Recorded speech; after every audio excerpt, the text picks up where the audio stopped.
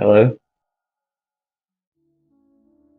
Hey, I'm trying to fix it, but for some reason my Wi-Fi network is not showing up on my PC.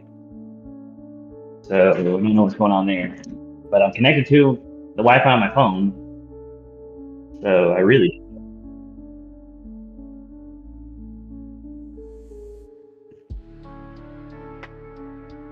Oh, really?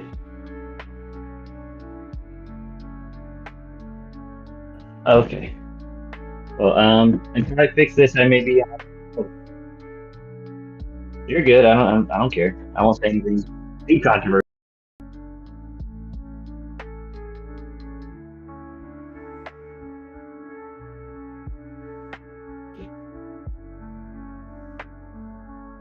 Well, if you don't want me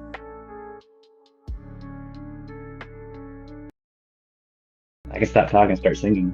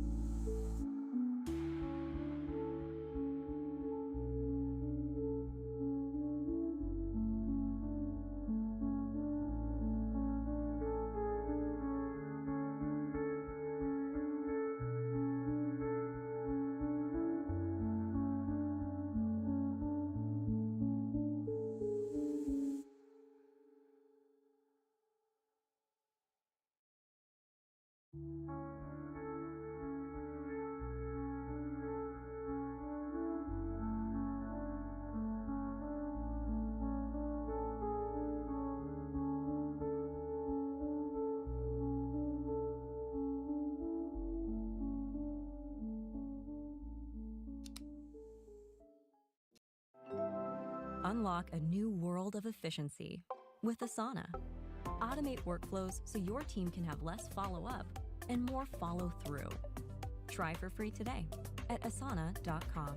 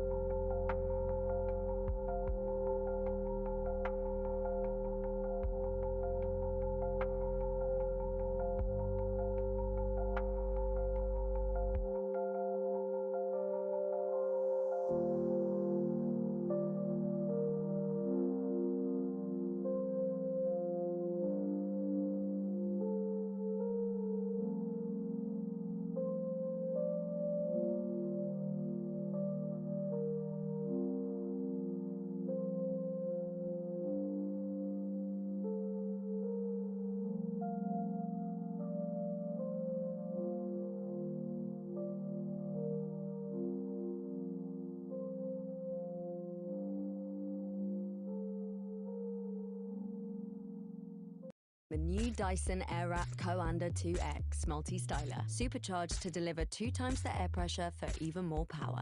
A straighter finish, better wrapping, faster drying. One machine, multiple expressions of you. From Dyson.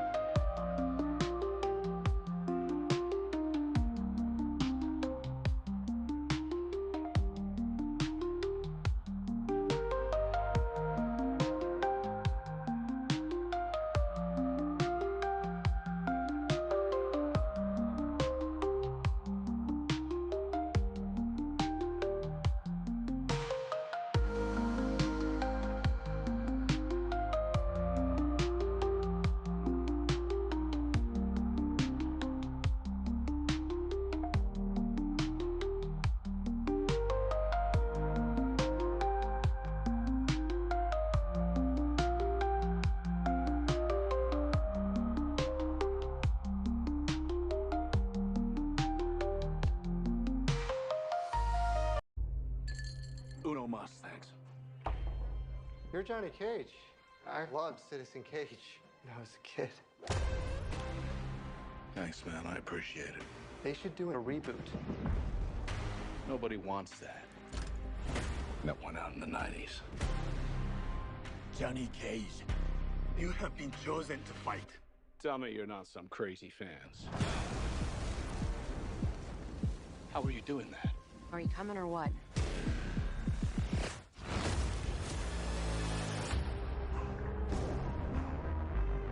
Where the hell am I?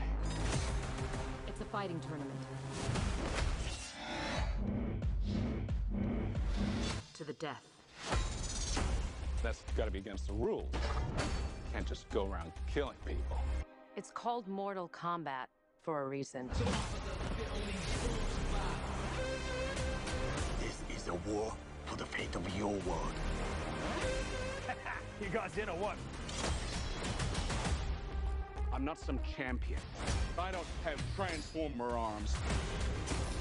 Or shoot lightning bolts. This has got nothing to do with me.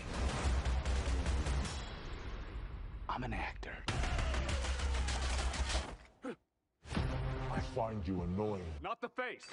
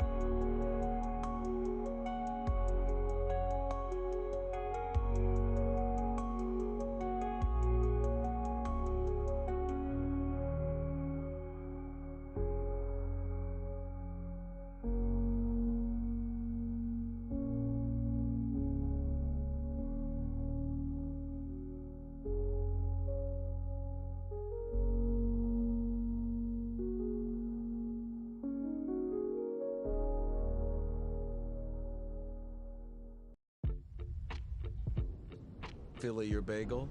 Of course. Fill your potatoes, eggs, and pasta? Hello, creaminess.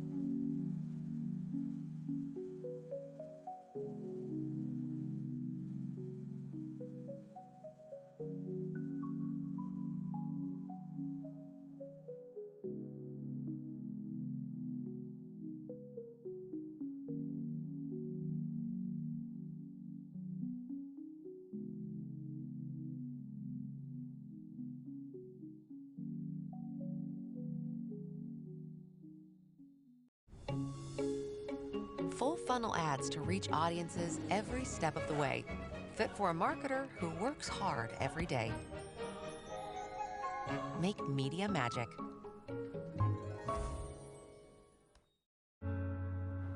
Being there for my daughter's wedding was a goal for all of us. Her and I danced to a song, was by the Jonas Brothers. Going through chemo, hearing Nick Jonas sing a little bit longer, wow, like this is it, like just a little bit longer and I'll be fine. She has made it easy to ask for help, showing up as my sister and not treating me like the cancer girl.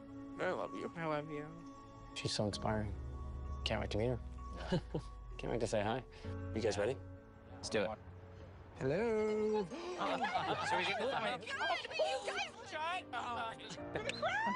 Thank you for sharing your story with us. We and our friends at MasterCard have one more big surprise for you. Okay. We are going to perform a new song that you will be the first to hear. It's called I Can't Lose.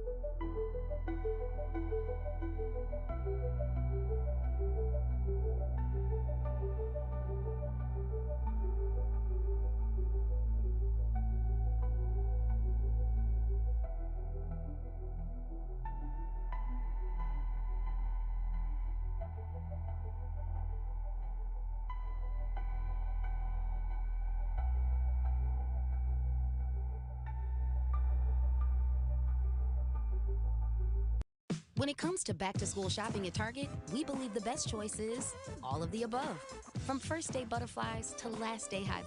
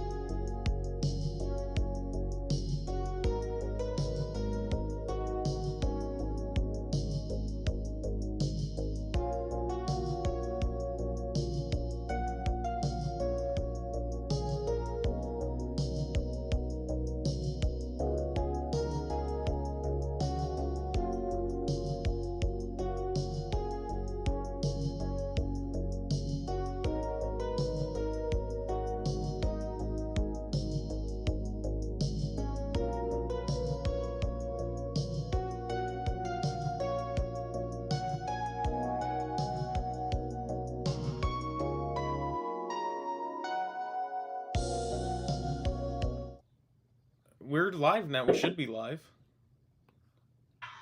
Wait, I thought we already were. Well, we were live. But, we were? I mean, we are live. I just transitioned it. I'm trying to see when it starts.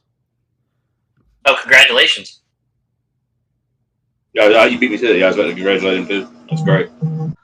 So who are you now? Are you Ostina? No, you know what I mean. He hasn't got to the funny lol random joke. Oh, we are yet. live. Okay. Cool. Well, welcome, nobody, because I think there's only one person watching. I got you. I'll be the viewer. Today we are delay on me. Going to be looking. Well, now I'm all flustered. Someone take over because we're live and I was trying to set some stuff up. Someone take over for me right quick while I fix something. Hey, welcome to Nostalgiabate. Today we're going to be looking at the Blair Witch Project and maybe some bonus stuff related to it. Maybe we'll get into it. Here's a little hint, raggy, you know. So Yeah. Austin, take it away. Get us started on the Blair Witch Project train. Well, I wanted you to last a little bit longer. Like, have some talking with some people right quick. That's what she said. A lot. I'm trying to fix some stuff up still. I didn't realize. It skewed. So the other day, they ran out of milk at Walmart, so I had to go to Food Line, which is a local grocery store for those who are unaware, and they also did not have milk. So I just put some flour in some water, and it was pretty damn close. Blair Witch is a movie from better double check on that. Like 2000, 1999, 2000. 1999. It's a movie that was shot to look as real as possible with camcorders used by the actors. The actors would be given a little transcript of what's going to be happening, kinda, and then the actors would improvise a dialogue that they said from there. Sorry, I was turning down the volume on the actual stream because it's double speak. Basically, whenever they give the scripts out at night, maybe the producers would, for example, shake some limbs around, put some props up, and just try to catch these people off guard to get real visceral reactions. And what Austin is trying to get set up right now is the marketing campaign that went around online. Yeah. Which was basically just a lot of the backstory and stuff that you could dig through to get more context for the full film. I didn't even know about that part of it. It is one of the first viral marketing campaigns. Oh, wow. Yeah. Oh, you know what? That's pretty cool. There we go. In October of 1994, 3 student... You motherfucker.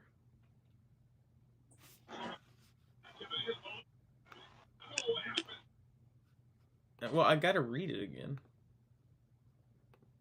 I think there's a bit of delay on my camera, isn't there? Not really. Maybe. I don't know. Actually, my audio's good. So. Hold the phone. Before we get started, I would like to extend a warm welcome to the newest master Nostalgiabater on the stream, Zach, famously known from the Go Figure feature photo feature page, and also from his amazing Instagram account, Framed Figure Photography. Is that what it's called? Yeah. Oh, damn. Look at me. And, yes, I asked him, practically got on my hands and knees, begged him to come onto the show, and he was like, I guess I can spare a few moments of my time. Is that really the only reason you're on your hands and knees? It was. I mean, maybe. I thought it was just... Alright, 3 students filmmakers disappeared in the woods near Burkittsville, Maryland while shooting a documentary. A year later, I think it said their footage was found. Here's the website. This was as it was back in the 90s. Alright, now I can get back to talking about Zach. So, before we get into the marketing, I felt like it would be nice to talk about the movie itself. Like, what did you enjoy about the Blair Witch Project? What are your first memories of it? Did you like it? Do you hate it? Gold member. Do you... I'm middle of the road. I haven't seen it forever. I'm giving it a fair shake. Okay. So, let's start with... I respect. Let's start with DJ. We'll go DJ, Zach, Gold, and then we'll finish off with me, I guess. Okay, so full disclosure. I have the movie on DVD. I have only seen clips of it. How? Technically. I know what happens. But I have seen Blair Witch 2, Book of Shadows, because when I was a teen, one of my friends was like, "Oh, this movie's so good, you gotta watch it with me." Okay. Spoiler alert. Then he played the video game. This show will probably also delve into some of the other Blair Witch stuff, maybe not just the first one. So we might talk about some of the other shitty stuff, but who knows. Anyway, so DJ, so yeah, on the DVD, the only one you've seen all the way through is Book of Shadows, which is easily one of the worst films. And I probably need to rewatch Book of Shadows because that's been forever now. You don't need to rewatch Book of Shadows. I mean, maybe it's funny bad. I just don't even remember that. It's not funny bad. It's just incompetent. Oh. And not funny incompetent like Love on a Leash. Just incompetent from what it was trying to be. Alright, Zach, save us from that horrible, horrible take of actually owning the movie and never seeing it. Tell me about Blair Witch. I will watch it. I will. I'm waiting on Blu-ray. 10 years, I think, since I've seen it. The original. That's okay. This show doesn't require you to just watched it yesterday. We're not doing a review. This is about your memories and what you felt when you were watching it. And what you remember. I did remember. We went to the theater to watch it when I was a kid, and I think it was like 7-ish, 8. I would have been 8, I think. Terrified the shit out of me. I thought that shit was real. I was like, oh god, no. I was like, I'm never going in the woods again. But I mean, like, the last time I watched it, I really liked it. You know, I thought it held up. Okay. Well, Gold. Give me your thoughts. Again, like I said, it's been forever since I've seen it, so I'm not a hater. It's just, again, I need to watch it again. But I do love found footage, so I'm always going to respect it for, again, making a huge name for found footage. I mean, again, like I said, there's been some amazing fan works using like found footage type, horror. So that probably wouldn't exist without this movie. Yeah. So this wasn't the first found footage film. I think the first one was the McPherson tapes, if I'm correct, and I think that was more like an alien abduction film. It came out, I think. That sounds about right. 92, maybe 89. It came out sometime before this movie. But Blair Witch was the film that put found footage kind of on the map, which is kind of weird because in the second film they kind of did away with the found footage thing. Go figure. Mm-hmm. But I guess my memories of this film have been, my aunt grew up. I mean, we all kind of grew up in the 90s. I mean, DJ and I are late 90s babies, 96. But 92. I'm old. Yeah, but my aunt was really big into like the internet and stuff. She is a couple years older, but she got to experience these things as they were happening, and so I just remember hearing about it, going on all the websites and hearing about this super scary movie that rattled a whole generation. And I like it. I mean, it's not a perfect film, but it's an effective film. It's one of those. It's not even like a show and not tell, or like one of those films where they show a whole lot, because they really don't show anything. Yeah. It's very restrained. And then some people might think that's boring because, you know, we have the attention span of a gnat nowadays. Yeah. But I personally really admire the fact that they showed restraint, and it was probably more of a budgetary thing. But to not be constantly bogged down with like monsters and spooky stuff, and it to just kind of have the atmosphere and you to get into like the character psyches and like be scared with them, because as crazy as it sounds, the way they marketed this film, they didn't tell you it was fake. Like they marketed this like it was a real found footage thing, like straight up. They and I mean that's really effective, and the way it was shot and even the way it was filmed, like the way the filmmakers made this is they didn't have a script written out. Like they had kind of a roadmap. Like they wanted to go like start here, make it to this point, finish off over here, and like the middle was really kind of ambiguous. Like they just, you know, they fucked with the cast by like not telling them when they would put someone out in the woods, or you know, come fuck with their tents, or hang up all like the little stick mans everywhere. Like they just put these all up over like around the filming site without telling the cast, and they just showed up randomly. Like the director sent the cast out into the woods on their own without telling them anything. Like they would meet up to like swap out the films and stuff, but they weren't there. So a very guerrilla filmed movie, and I don't know, a lot movies nowadays really need to harken back to like this type of ingenuity or creativity and how you make a film, instead of everything feeling so cookie cutter. You heard him, Hollywood. He wants a remake. Well, put the Fortnite dancing witch in there. Yeah. So the witch was never actually seen, but there was concept art for the witch done, which did get turned into a Movie Maniacs figure by McFarlane, which is now worth quite a bit of money. It's like upwards of $300. Yeesh. But before we move on, the most recent film in the franchise was just The Blair Witch. It came out in 2016, I think. And I really liked how it was kind of at the beginning of the whole requel thing, like reboot sequel type of deal, because it was still a sequel to the first one, but it also was kind of its own thing. And I think they handled it really, really well. Have any of y'all seen the remake or reboot or whatever? No.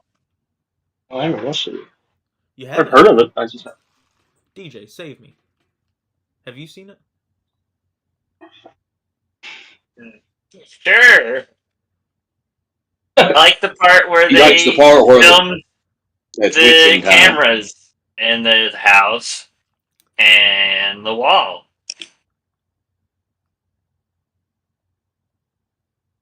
Oh, well, that's I said I saw it. You should be less disappointed. Next time I'm going to enforce homework done. Anyway, Not to copy other people's homework. Now you're gonna have to start doing the homework. Well, where do y'all want to start with the website? Do y'all want to look at the videos here? Do you want to look through the website? Do you know, like, a timeline-wise where we should start? I can search that up.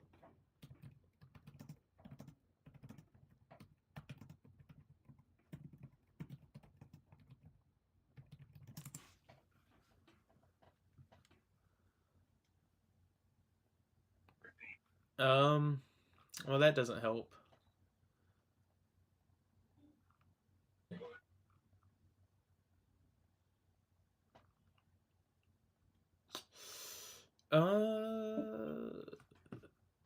I mean, I assume the videos here are in order. Like, So we'll start with the website and see what it gives us. So this website was around in the lead up to the film. So, you know, they made a whole lore about this thing called the Blair Witch, gave a whole entire backstory, dated it, and I guess we'll just read through it because that's what this episode's going to be about. If we skip through all of this, then the show will be over very, very soon. So, in February of 1785, several children accuse Ellie Kedward of luring them into her home to draw blood from them. Kedward is found guilty of witchcraft, banished from the village during a particularly harsh winter, and presumed dead. By the way, the township of Blair was located in north-central Maryland, 2 hours from Washington, D.C. By midwinter in 1786, all of Kedward's accusers, along with half of the town's children, vanish. Fearing a curse, the townspeople flee Blair and vow never to utter Ellie Kedward's name again. In 1809, The Blair Witch Cult is published. This rare book, commonly considered fiction, tells of an entire town cursed by an outcast witch. In 1824, Burkittsville is founded on the Blair site. 1825, 11 witnesses testify to seeing a pale woman's hand reach up and pull 10-year-old Eileen Treacle into Tappy East Creek. Her body is never recovered, and for 13 days after the drowning, the creek is clogged with oily bundles of sticks. 1886, 8-year-old Robin Weaver is reported missing and search parties are dispatched. Although Weaver returns, one of the search party does not. Their bodies are found weeks later at Coffin Rock, tied together at the arms and legs, completely disemboweled. 1940, or November 1940 to May 1941. Starting with Emily Hollins, a total of 7 children are abducted from the area surrounding Burkittsville, Maryland. May 25th, 1941, an old hermit named Rustin Parr walks into a local market and tells the people there that he is finally finished. After police hike for 4 hours to his secluded house in the woods, they find the bodies of 7 missing children in the cellar. Each child has been ritualistically murdered. Ritualistically, yeah. And disemboweled. Ritualistic. Probably butchered it, too. Parr admits to everything in detail, telling authorities that he did it for an old woman ghost who probably gave him the old, Yeah, that's it. probing time. Gilfs. Gilfs. Anyway, did it as for we call them in the business. Here comes the money shot. Occupied the That's a found footage film we need. Of a gilf ghost fun sexy time. Yes. Yes. That's the horror movie we need. I mean, where a dude bangs a old woman ghost. Yeah, come here, young man. Take the teeth out first. I mean, okay. Didn't they do a parody of that on Trailer Park Boys? Wait, what? I think they did a parody of it on Trailer Park Boys. Of Blair Witch? Yeah. Then we will search that up, thank you, because we have another parody that we will be taking a look at after we go through all the marketing. If you can, more homage, I think. Well, you know what I mean. If you can find it, throw it in the Discord in the links setting, or in the links section in the chat, or in the Discord. Anyway, back to the story. Anyway, old woman ghost in the woods near his house. He is quickly convicted and hanged. In October 20th of 1994, Montgomery College students Heather Donahue, Joshua Leonard, and Michael Williams arrive in Burkittsville to interview locals about the legend of the Blair Witch for a class project. Heather interviews Mary Brown, an old and quite insane woman who has lived in the area all her life. Mary claims to have seen the Blair Witch one day near Tappy Creek in the form of a hairy, half-human, half-animal beast. October 21st, 1994, in the early morning, Heather interviews two fishermen who tell the filmmakers that Coffin Rock is less than 20 minutes from town and easily accessible by an old logging trail. The filmmakers hike into Black Hills Forest shortly thereafter and are never seen again. October 25th, 1994, the first APB is issued. Josh's car is found later in the day parked on Black Rock Road. October 26, 1994, the Maryland State Police launched their search of the Black Hills area, an operation that lasts 10 days and includes up to 100 men aided by dogs, helicopters, and even a flyover by a Department of Defense satellite. November 5th, 1994, the search is called off after 33,000 man-hours failed to find a trace of the filmmakers or any of their gear. Heather's mother, Angie Donahue, begins an exhaustive personal search for her daughter and her two companions. June 19th, 1995, the case is declared inactive and unsolved. October 16th, 1995, students from the University of Maryland's Anthropology. Thank you. Anthropology's department discovered a duffel bag containing film cans, DAT tapes, video cassettes, a Hi-8 video camera, Heather's journal, and a CP16 film camera, buried under the foundation of a 100-year-old cabin. When the evidence is examined, Burkittsville Sheriff Ron Cravens announced that the 11 rolls of black and white film and 10 Hi-8 tapes, videotapes, are indeed the property of Heather Donahue and her crew. December 15th, 1995, after an initial study of the bag's contents, select pieces of film footage are shown to the families. According to Angie Donahue, there are several unusual events, but nothing conclusive. The families question the thoroughness of the analysis and demand another look. February 19th, 1996, the families are shown a second group of clips that the local law enforcement officials consider to be fake. Outraged, Mrs. Donahue goes public with her criticism, and Sheriff Cravens restricts all access to the evidence, a restriction that 2 lawsuits failed to lift. March 1st, 1996, the Sheriff's Department announces that the evidence is inconclusive and the case is once again declared inactive and unsolved. The footage is to be released to the families when the legal limit of its classification runs out on October 16th, 1997. October 16th, 1997, the found footage of their children's last days is turned over to the families of Heather Donahue, Joshua Leonard, and Michael Williams. Angie Donahue contracts Haxon Films to examine the footage and piece together the events of October 20th through 28th, 1994. So, I know that took a long time to get through, and I hope that y'all were not bored out of your mind listening to read that to you. But, you know, put yourself in the minds of being on the internet, this newfangled technology, back in the early 90s. Your friend tells you about this really weird website. You pull it up. You read through that. There's really no Google. There's no, like, dedicated search engines yet, really. Websites are usually found by, like, having a friend give you the website, and then you go to it, and then you're like, oh, that was pretty cool. So there was no way to fact check it, which really helped. Yeah, no way to really fact check. So if you see this, I mean, I'm sure I would probably think this was real, especially whenever it gives you the full rundown of a history, and then it tells you, like, the website you're on, Haxon Films, is the people that are putting this film together. I don't know. Let's see what this does. Oh, okay, so see, this goes deep. So you see all these red hyperlinks here?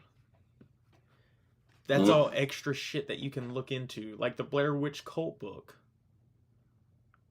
Like, they went deep on this.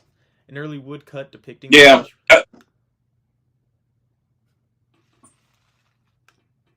You've heard of the Blair Witch? Several times. Several times. And what was the first incident? Well, I've heard stories about her from people and neighbors. Yeah, okay. Audio cut out for a minute. No. Should be sharing the audio. Hold on. There you go. And stuff like that. No, I saw that shared on the Discovery Channel or somewhere. Really? Discord stream and the YouTube stream. I am sharing it on the Discord stream. Once about her, about the ghosts and legends of Maryland. Are you sure You've heard of the Blair Witch? Several times. Several times. Oh, And what was the first incident? Well, I've heard stories about her from people and neighbors and stuff like that, but Can y'all not hear it? Nope. Oh. Could y'all hear it on the DJ? Were you listening to the actual like stream? I wasn't listening to the stream. I had it on mute. Okay, because I think the issue is that on Discord I'm sharing. Well, let me try this. also I saw a documentary on the Discovery Channel or somewhere. Really? Once about her, about the ghosts and legends of Maryland. You've heard of the Blair Witch? Several times. Several times. And what was the first incident? Well, I've heard stories about her from people and neighbors and stuff like that, but also I saw a documentary on the Discovery Channel or somewhere. Really? Once about her, about the ghosts and legends of Maryland. Alright, now let me switch back over to this. Okay, so the way I accessed that was just clicking on this picture, because I thought it would pull up to let me see bigger, but from this tiny little part that I can see, it looks like there's a object behind her, and I know y'all can't really see that, but I can't make this any bigger. So alright, so there's nothing else here. The Blair Witch Cult book is published, and you see like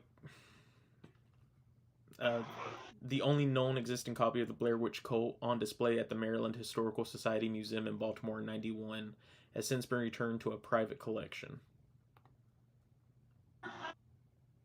Okay, I don't know if I'm going to read all of this, because this goes on. Holy shit. On his new weekend project. Yeah, I mean, I'm not gonna read all of this. I'll read the stuff written in red, because this is a whole bunch of like old English type stuff, and I'm not gonna stumble through that. But it was published in 18... Read it in a funny voice. No, hey, actually, Goldmember, why don't you read this for us? Oh, I'm not able to pull it up. Let me see if I can pull it up real good and see it. Let me see. It's loading in for me. Yeah, that is so tiny. I cannot see that at all. I was just kidding. I would have read it as the witch. You may be able to full screen that stream. Let's see. Well, he's on his phone. Oh, okay. Yeah. Anyway, published in 1809, the original copy of the Blair Witch Cult is badly damaged, with little of the writing still legible. Below are excerpts from parts of the book that can still be read. So this just pretty much talks about the what happened to Kedward, how she was like tortured and hung and all that stuff. Hearing, yeah, it gives descriptions of the Blair Witch. And so another thing that I think led into like the I'll call it hysteria surrounding this film, is that they give descriptions about the witch. He waked on a night and saw plainly a woman between the cradle and the bedside, which looked upon him. He rose and it vanished. Though he found the doors all fast, he saw the same woman in the same garb again, and he said, "In God's name, what do you come for?" He went, the child in the cradle gave a great screech, and the woman disappeared. With the door shut about him, he saw a black thing jump in the window and... Where was the... Okay, here it is. Black thing jump in at the window and come and stand before him. The body was like that of a monkey, and the feet like a horse, but the face much like a man. The day after, upon inspection, hair of a horse, you know. So it gives these descriptions of like this creature that, you know, you're doing all this research, you're on this website, and, you know, you're in your head, you've already got this image of like what you're going to see in this film. Like, what did they discover? Yeah. And again, we know from watching that movie that there's nothing in there that's even remotely like. I mean, it's unsettling, it's scary, but it's not like super scary. You know, a page from the book. Here's another video. But it was about the Blair. Hold on. A pretty true, pretty factual book about what really happened here. But the Maryland Historical Society wanted it back, and they took it over, almost over my dead body. But I couldn't keep it because it didn't belong to them.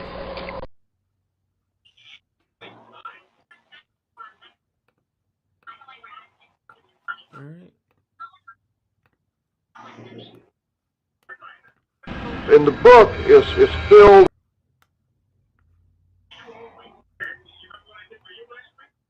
And the book is filled with bloodletting, all kinds of bloody gore, witchcraft, paganism. Basically, it's a pack of lies. Don't believe any of it. But the people of the time did believe in it. Okay. Okay, so there's nothing else left in here. Yeah, I can click on the Burkittsville, show some stuff of like pictures from around there. So again, it's putting you in the mindset of this being like a real place, which I don't even know if Burkittsville actually exists. I don't think Burkittsville is real. I mean, it's really good world building. Yeah, but we're not going to listen to this because this just talks about discusses the history of Burkittsville. Well, I'm Bill Barnes.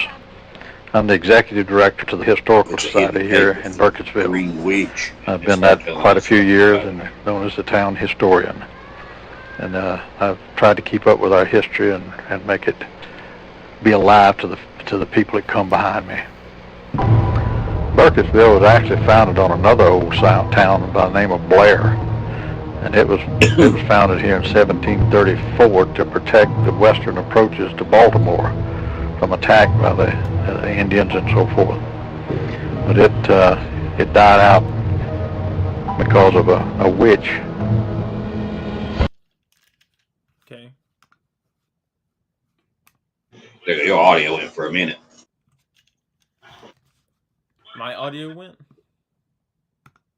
Yeah, well, your thing was turning green, but I couldn't see if you were saying anything or not.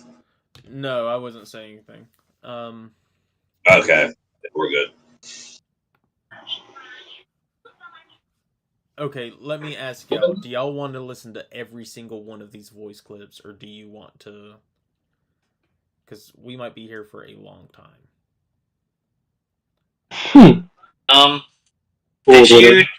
Did you get some highlights that you wanted to show off? No, I didn't. I figured it'd make it more fun to just kind of experience this as people discovering the site like in the 90s without doing a bunch of research. Okay, well, just go where your mind carries you. Just look at whatever catches your eye will go to. Okay, now let me ask another thing. To break up some of the monotony of this, do you want me to play like a portion of the Scooby-Doo thing in between these sections? No, save it for the end. Okay. Save it for the end. Well... They were building a railroad through here, and the gentleman...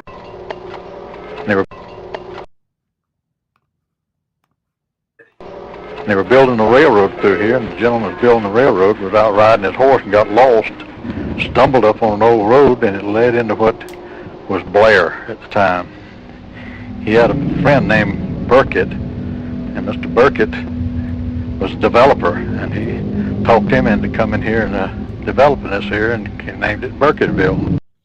Oh, well, that was a waste of fucking time. Okay, that pissed me off.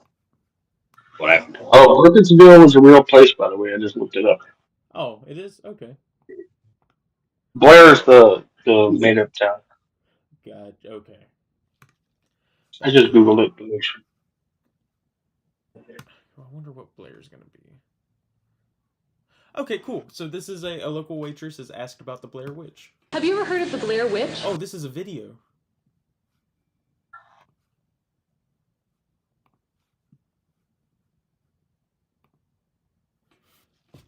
Can you see it still? Can y'all see it? Yeah.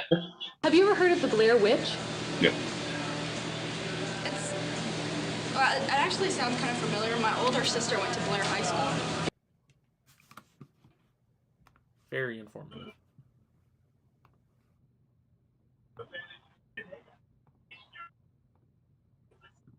Census of Blair taken in March 14th of 1779.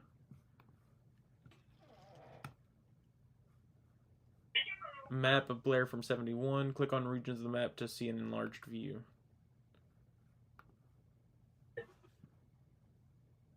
Oh.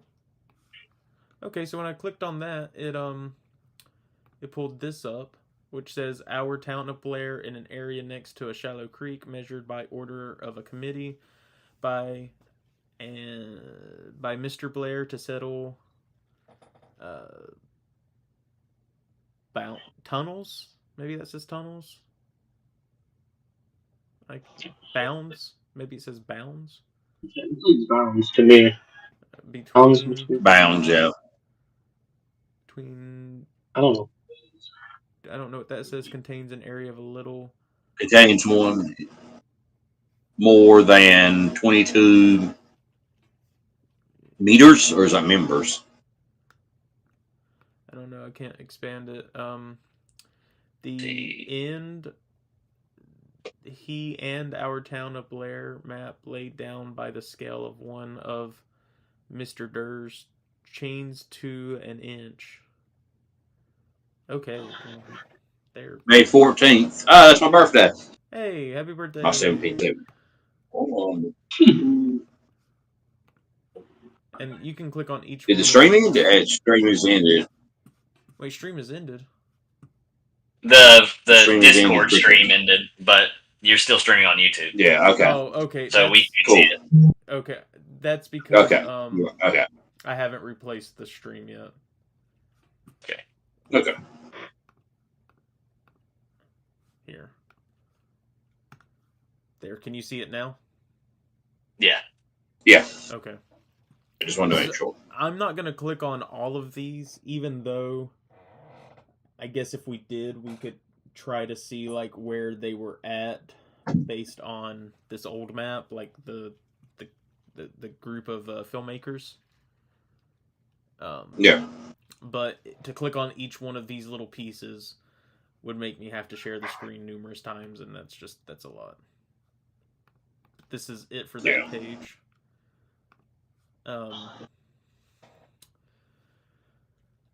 So we're down here to Tappy East Creek.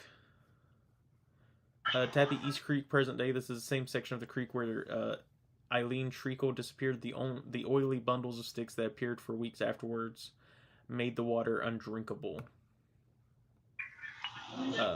Discusses the incident at Tappy Creek. After that, the people wouldn't even go near the creek. They wouldn't fish. After that, the people wouldn't even go near the creek.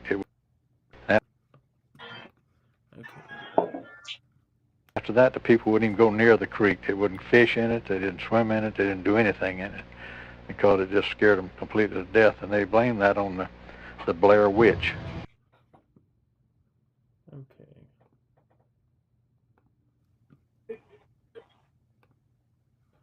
All right. Coffin Rock sounds badass. Okay, Coffin Rock. Yeah, I like that name. Can you see? Can y'all see it? Hmm? Can y'all see? Yes. The page. Yes. Yes. All right. Which I guess I could just pull this up over here. Make sure everything, so I'm not constantly asking. And now I can see y'all. Hello. Hello.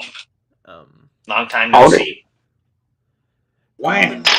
Coffin Rock, in the Black Hills Forest near Burkittsville. This is the site where 5 men who were searching for the missing Robin Weaver were found with their bodies tied together at the arms and legs. Each had been disemboweled and were in an advanced state of decomposition. Strange markings had been carved into their faces and hands. Okay, click here to tell Heather Donahue. Tell the... They went into the woods prepared to find death. Okay, this is a little bit of a longer clip. They went into the woods prepared to find death. What they found was a desecration of humanity at the site which trappers have often referred to as Coffin Rock. On top of the rock formation, the story of the torture inflicted upon these brave 5 men unfolded. Each was bound to the other, each man's hands bound to the next man's feet, forming a solid structure out of the men.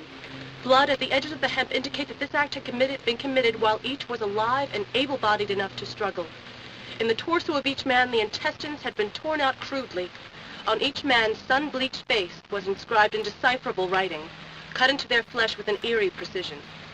The men, still entranced by the horror of what had happened, left the scene to find the sheriff, and did not sketch the writing and did not remove the bodies from the rock. Upon return, vultures were seen at the rock, but upon inspection, the bodies had been removed by persons unknown. The search party claims that the stench of death was still thick, and whomever had taken the bodies had done so in a matter of hours. That happened here, at Coffin Rock. Okay.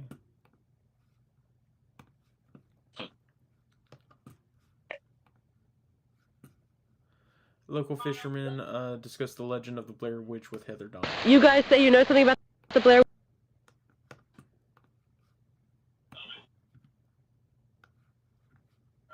You guys say you know something about the Blair Witch? Oh, I've heard the myth. I don't really believe much in it. The myth? That's all I think it is. What you say, sir? I said you damn fool kids will never learn. Yeah, shut up. Damn fool kids will never learn. That's what I said. What makes you say that? First of all, can I have your permission to put your image on video for the purposes of a documentary entitled The Blair Witch Project? I don't care much about that, but... Well, you have to say yes or no, sir. Watch it. Oh, sorry. Yeah, sure, that's all right.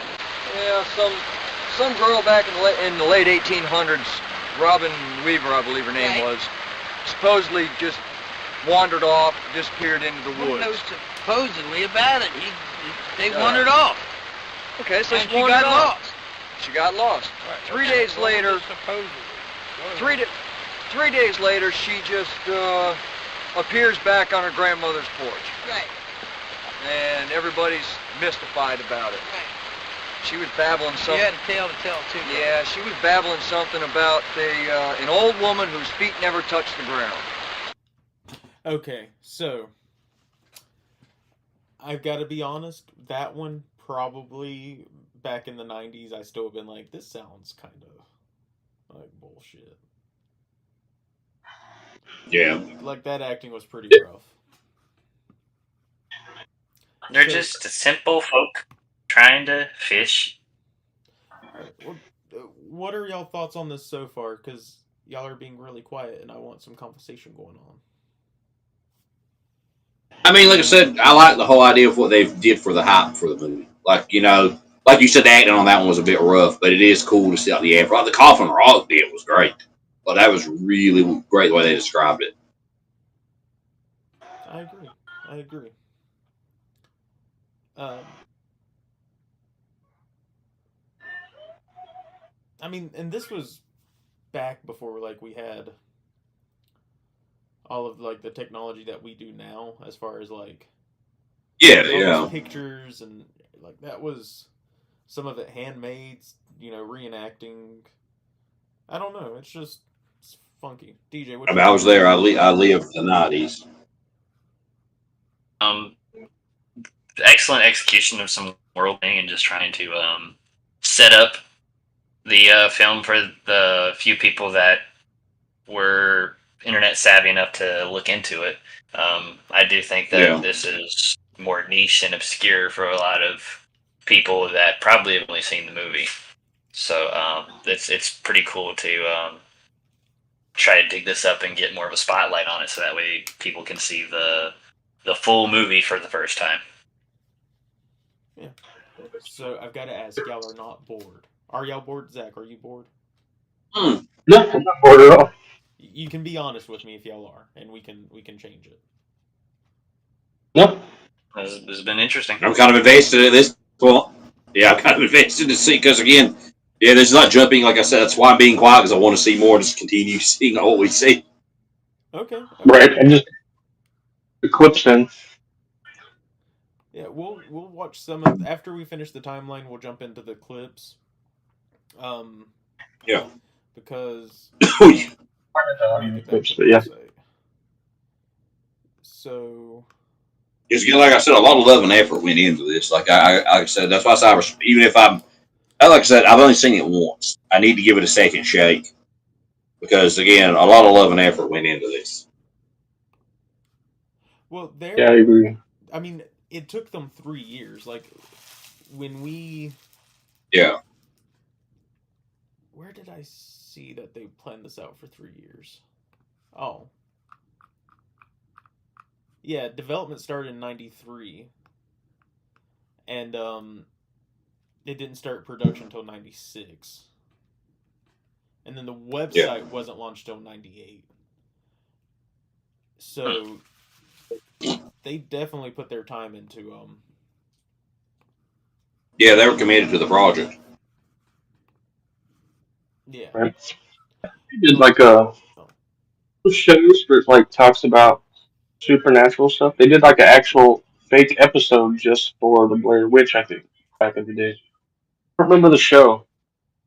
If you want to Did some Google homework it on and it. find it. By the way, did you? You did. Oh, you found the. Okay, cool. We'll watch that at the end. It's not that long. It's like 48 seconds, I think. Oh, it's only 48 seconds. Yeah, that's the longest clip It I was could find. thinking it is, yeah. Okay, well then, how do I get back to? Okay.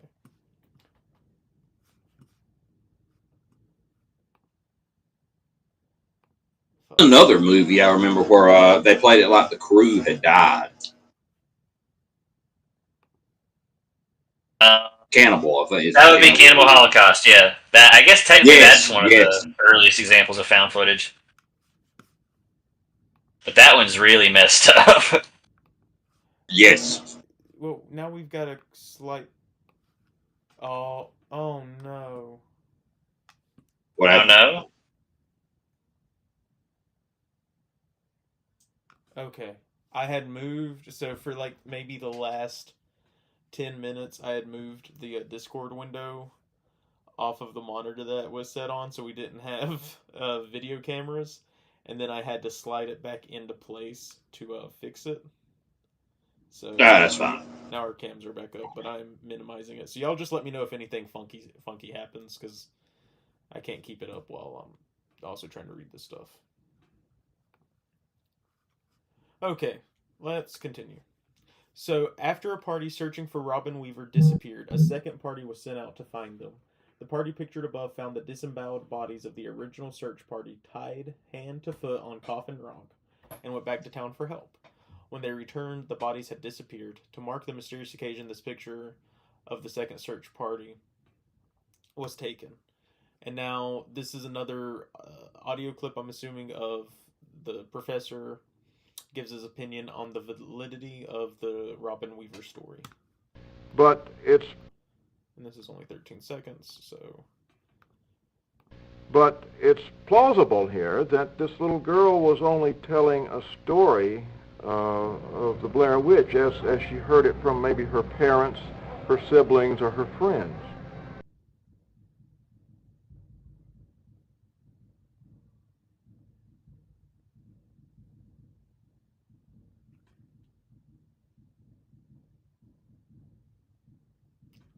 Hold on a second. Y'all talking...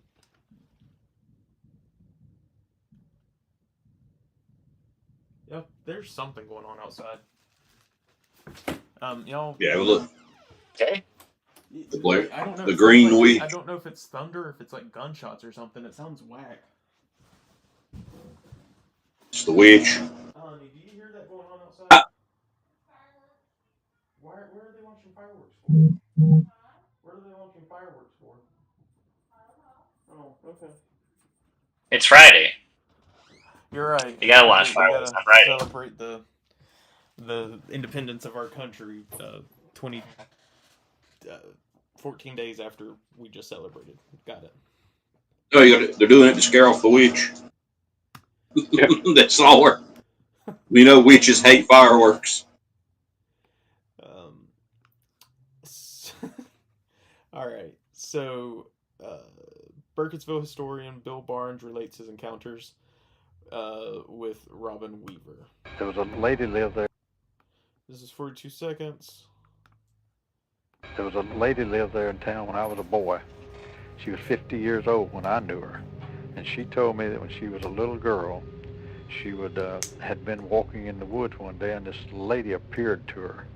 And she wasn't walking, she was floating in the air, really, and took her by the hand and led her to an old house back in the woods, and took her down in the basement and left her there and said she'd be back. And she left. And the little girl sat there, she said, for several hours, and finally she got scared. She ran, able to crawl through a window and ran back to town. But in the meantime, the town had started a search for her. They sent out a search party to look for her in the woods. Okay. I don't know how that relates to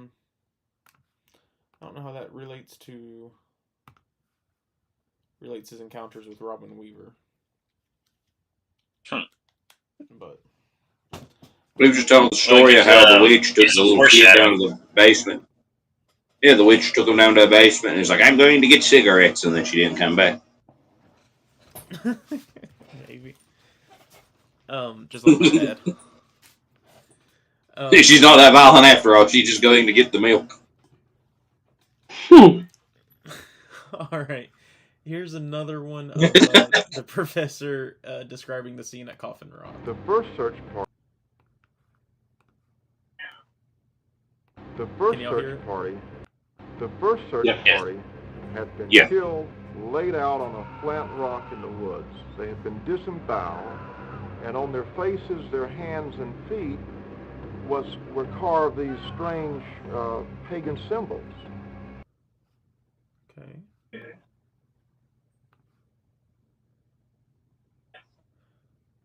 And now this is... And that search party come up... Interesting. This is the professor, or not the professor, the historian, describing the scene. And that search party come up on Coffin Hill, or Coffin Rock, and found those men, and they were heavily cut in by the rope, so they were alive when they were tied up. And somebody had disemboweled every one of them, and cut some letters and stuff in their foreheads, and very good. It wasn't crude. You could read whatever was there. It was all symbolic type stuff, and it scared them very bad. And it was like most it would anybody. Like I couldn't have stood there very long.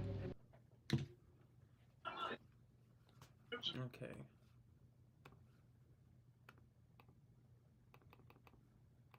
Okay. Well, that was all that we had for, I believe, Coffin Rock. So now we're into the 40s. So this is going to be about Rustin Parr. Hey, Jim Maynard. I wonder if he's related to Tool's lead singer. I'm sure we'll find out. Could you just state your name for the camera, sir? Sure, my name's Jim Maynard. Jim Maynard? Yeah. And how long? So it wouldn't make sense. Oh, all my life. Huh? It wouldn't make sense because Maynard is his first name. Maybe his name is Maynard Maynard. It's Maynard Yeah, James Mario. Keenan. Luigi Mario. Why'd you have to ruin a joke? Damn it. Now I look... Because I didn't have anything else to add to that, so I just decided to destroy it. You're welcome. Thank you. Thank you. Alright, let's listen to this, because this is 3 minutes. Could you just state your name for the camera, sir? Sure, my name's Jim Maynard. Jim Maynard? Yeah. And how long have you lived in the area, Jim? Oh, all my life. All your much, life? Yeah. And how long is that? Well, I'm 64 years old. Wow. So Yeah. do you do recall something about the Blair Witch incident that happened in the early 40s? Yeah, sure do. Why don't you Sure. tell us a little bit about that? Well, so I remember Mr. Parr was an old hermit, Right. and he lived up on the mountain. He had a place up there, been there for a long, long time. Right. Nobody saw much of him. He's kind of a really strange guy. And Was he known in the town, though? yeah, everybody knew about him. I Right. mean, but not many people knew him. You Right. know? He did have a nephew who was one of my best pals. In fact, we were pals since grade school. Rustin Parr's nephew. Yeah, yeah. What was his name? His name was Brian Mitchell. Uh-huh. And so we were pals all through school and all the time. And anyway, sort of in the winter, I guess, the fall or the winter 1940, some of the young kids started to disappear, and nobody knew anything about why they were disappearing. And police were befuddled, and everybody was all up in arms. It just tore the whole community, just tore them apart. And finally, one day, old Mr. Parr come down into the market and said, "I'm finally finished." And what did he mean by that? Well, I guess nobody knew at first, but the police finally went up on the mountain, and they searched his house, and they found the bodies of 7 kids from the area. Wow. And those were the 7 kids that were missing. And then they brought them out of the woods one at a time, and it just was a terrible thing. It just tore the whole community up. What had happened to them? How were they killed? They didn't say. Nobody said how they were killed. It just, you know, None of the parents of the children ever spoke about. Well, I was only 9 or 10, so when that happens, I wasn't, I didn't get all of the scoop on what really happened. But anyway, it was an awful, terrible thing, and he was arrested. Old Mr. Parr was arrested, and they convicted him and they hung him. Did he confess to the crime at any point? Well, he didn't deny it. Okay, Right. and the bodies were found in the house, so he was found guilty, and they hung him. They hung him in 1941. Did a lot of people come to the hanging? Was it? Oh, I don't know about that. I wasn't aware of any of that kind of stuff. I was a young kid. I was 9 or 10 years old at that time. So he wasn't reviled in the community before this, really. If Not you were that I able know to be, of. No, not that I know He was of. just considered a strange man. Very strange man, but he kept to himself, and nobody bothered with him, and he didn't bother with anybody else. All right. So it was pretty, And pretty scary. does the town of Blair mean anything to you? No, not at all. You're not familiar with the town called Blair? No. No. No. All righty then. I think that about covers it. Thank you Okay. very much, Jim. I appreciate Okay. it. Okay. I like that one had some meat to it. And that guy's acting was a lot better. Yeah. Because he's not acting, it's real. Oh, yeah, that's right. So, here are pictures That's of Rustin Parr. The big green witch. It won't let me zoom in on these. Maximize them. Isn't there a way to do it in browser, or is that only on PC? I mean, I can zoom, but it's only gonna zoom so much. Enhance. Has anybody seen Blade Runner? No? Yeah. Just me? Yeah. Enhance. Zoom in. Enhance. Zoom in. Let's zoom back out. Is that dude's head on a sheep? What am I looking at here? Well, this is him right here, but this looks kind of weird because it doesn't look like he's got a body right here. I don't know. So, like, right under his head, it looks like a. To me, it almost looks like a sheep to see like a fluffy bit of wool, and then like That or a four dog black or things something, in the To back. me, he looks kind of translucent. He's a sheep. He's Shaun the Sheep. Shaun the Sheep. So Rustin Parr was 38 years old in 1941. He had lived in Frederick County, Maryland all his life. Didn't go to school much. Both his parents were dead before he was 10. That's when he moved to Burkittsville to live with his aunt and uncle. Uncle was abusive, but he was a carpenter who taught Rustin everything he knew. He liked Burkittsville a lot. The woods that surrounded the town were great to get away from everyone and be by himself. He always liked to be by himself. That's why it wasn't much of a surprise when Rustin decided to build a house up in the hillside, a 4-hour walk from town. He was in his early 20s, and it took him almost 5 years to finish the house. It was a beautiful 3-story home next to the creek. Rustin continued to work at his uncle's shop for a few more years, but little by little, he began to come into town less and less, and then his aunt died and his uncle moved to Baltimore. There wasn't much of a reason to go back anymore.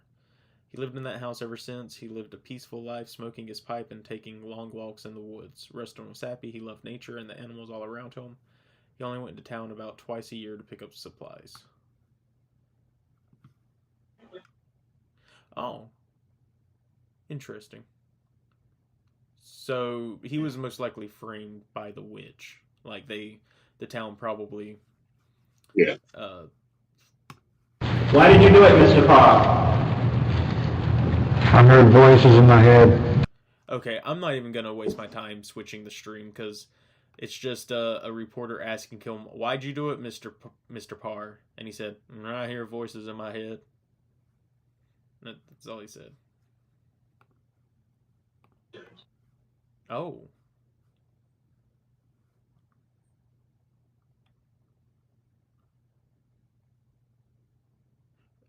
DJ, read this for me.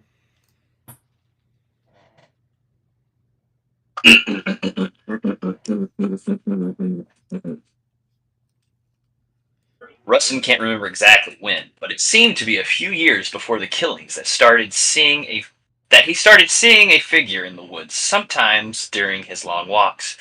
He would call out to it, but it would disappear.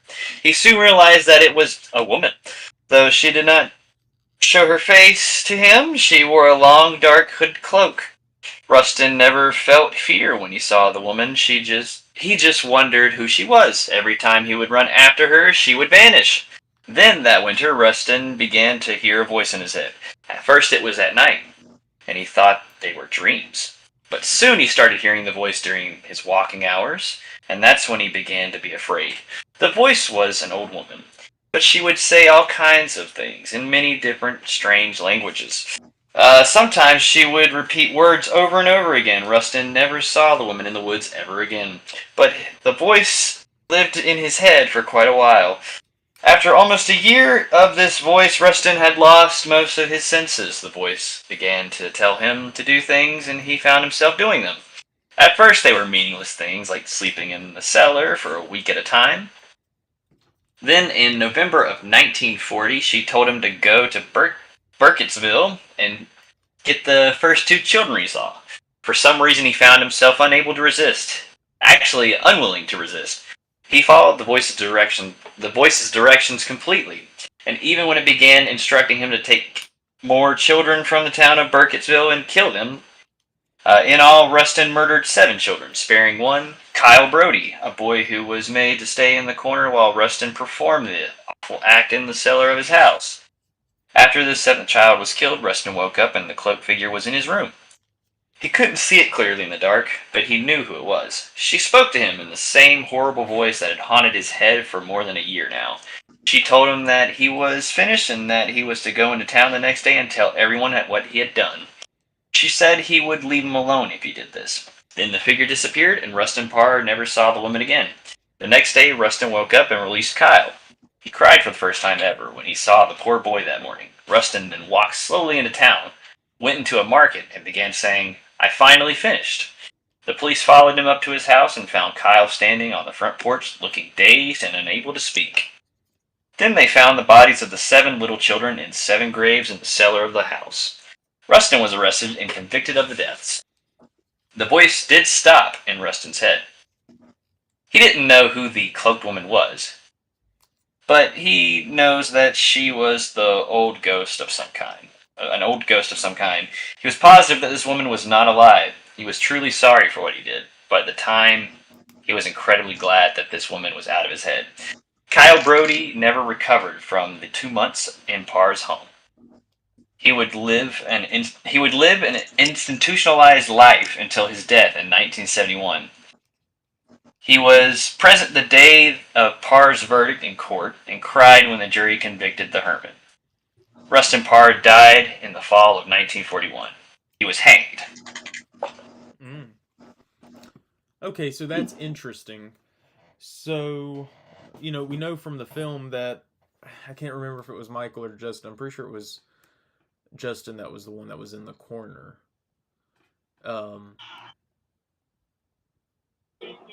So who did the witch speak to I thought his name was Joshua. Joshua, you're right. It was Joshua. My bad. So who did the witch take control of, or like, possess? I suppose to commit the murders or whatever happened to the filmmakers. I don't know. That's interesting. So, child killer hanged, war declaration authorized, West Germans in nightmare. Cool. So it's just a newspaper.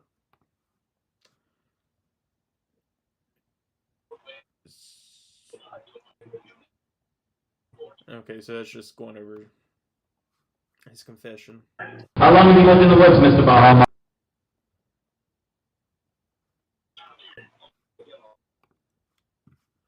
Can y'all see this, or do I need to share it as well? Oh, never mind. I can see it. How long have you lived in the woods, Mr. Bahama? All my life. How did you kill the children, Mr. Parr? With knives. Mr. Parr, were you alone in the killings? Yes.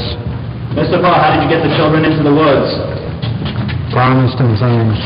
What kind of things, Mr. Parr? Candy. Did you kill other children that we don't know about, Mr. Parr? No. Over here, Mr. Parr. Mr. Parr, why those 7 children? That's what the voices told me. Mr. Parr, the writings on the wall in your house, what do they mean? What were the writings on the wall, Mr. Parr? Did you write those? Did you write on the walls? No. Interesting. Who wrote on the walls? Ooh. He doesn't even seem upset about what he did. Of course, because he said he wanted the voices to stop. It probably was like a thing to justify the end, or whatever. The end justifies the means. Seems like it. Mr. Parr, you've been sentenced to death. Do you feel this is fair? I don't know why they couldn't have just added this on. Mr. Parr, you've been sentenced to death. Do you feel this is fair? Yes. Mr. Parr, do you think God has forgiven you? Yes. Have you asked a priest for absolution? Yes. Have members of your family been deceived? No. Mr. Parr, have you been in contact with the family of the children you killed? No. Mr. Parr, do you have any words for the families of the slain? No. All right, guys, that's enough. Interview's over. Mr. Parr, was it Satan? Mr. Parr, was it the Blair Witch? Mr. Parr, one more picture, please. I said that's enough. Mr. Parr, why did you do it? Mr. Parr, you've been...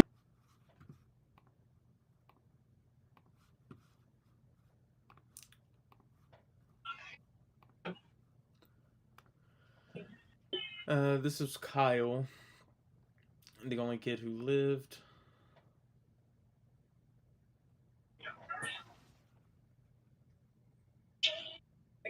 He looks odd. Like he looks different from what he looks like in the video footage. Why is his ear so high up on his head? I don't know, but like, look at his skin. It's all like sagging down. I don't know. Beast decaying. Maybe that's what you do. Okay, so we got a couple video clips.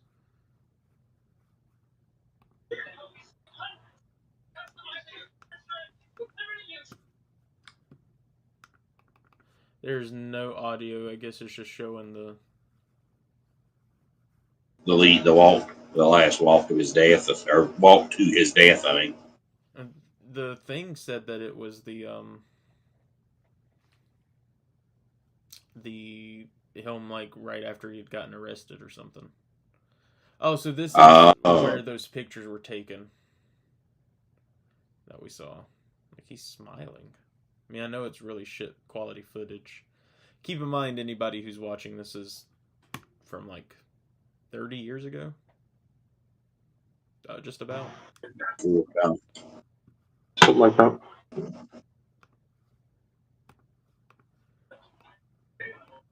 Well. All right, we got our good friend, the Rustin Parr. Rustin Parr admitted to this crime, and in the court he said that the reason he killed the children is that he was doing what this old lady ghost had told him to do. Now, it's possible that this man was trying to fit himself into the mythos of the Blair Witch. But that's conjecture.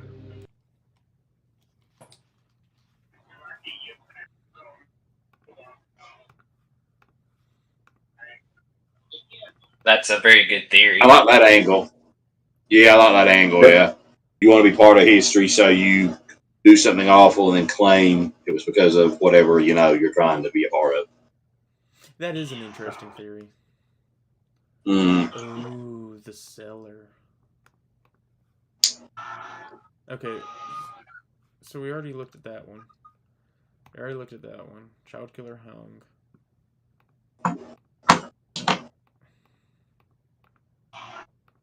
Why was it? Mm. Hold on.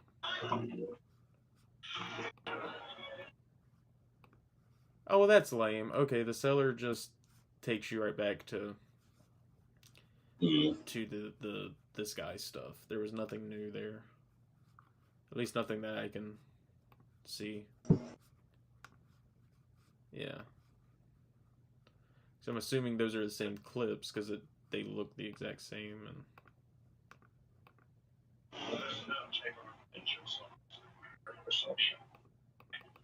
all right. Well, now we actually get to. We're finally in 94. So now we can start hearing about our cast of characters, or I mean victims. So this is the Montgomery College film students. You need to share the stream if you've got it pulled up. Because on my side it says the stream. My bad. Yeah. Yeah. There you go. Heather, I believe that's Josh, and that's Mike. Or it could be swapped. I'm pretty sure that's Josh. Heather and Josh editing. So this is footage from day one of the Blair Witch Project. Okay, I got you.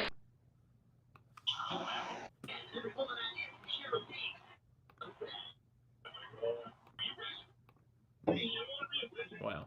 This is my home. Okay, I got you. This is my home. Okay. Wow. Which I am leaving the comforts of for the weekend to explore the Blair Witch. There's my pack. Here's me. Where the hell is Josh? Hey, it's Mr. Punctuality! Hey. How the hell are you this morning? Tired. Did you sleep well? So I got the CP up. Good. That's important, because that's what we're shooting on. No one knows I took it, but I got it. Nobody knows you took it. Nobody knows I took it. All right, come on, into the house.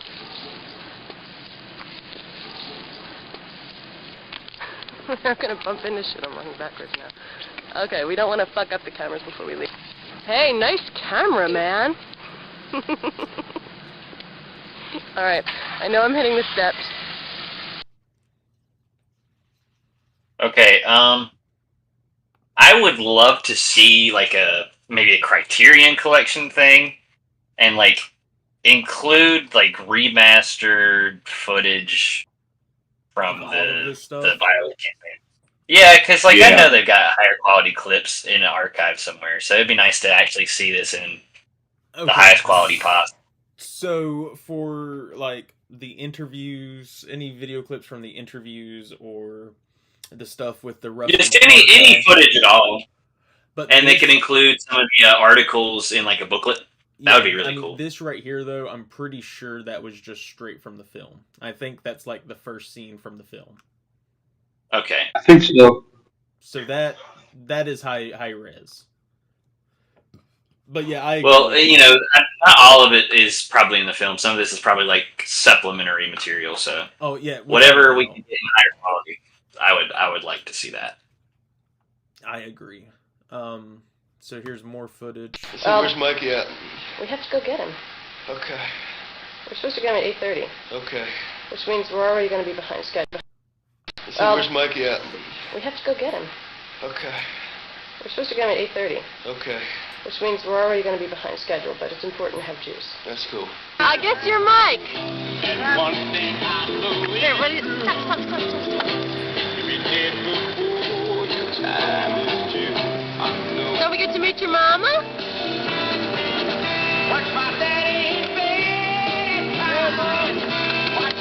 Tired, but I'm doing good. I'm real excited about this. Thank you for I'm the very opportunity. glad. Well, thank you for getting the equipment together. We're totally grateful.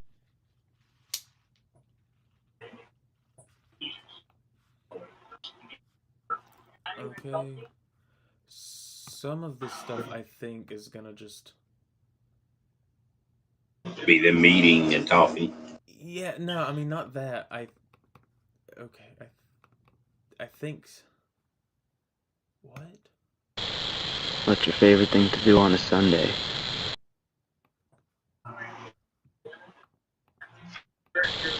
What's your favorite thing to do on a Sunday? It used to be drive to the woods and go hiking, but I think that I think you could scratch that might off. change now. That's funny.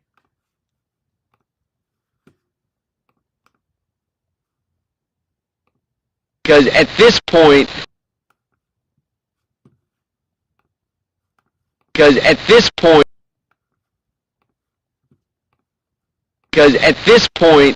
when you're not home today, when I'm not home today, people are going to start noticing. Like, my girlfriend's definitely going to notice that I'm not back today and that I haven't called. I mean, if I called, it would be one thing, but, you know, if I just get back, like, don't get back, period, and I don't call, she's going to notice, which means that by tonight, if we haven't found shit, someone's going to be looking for us.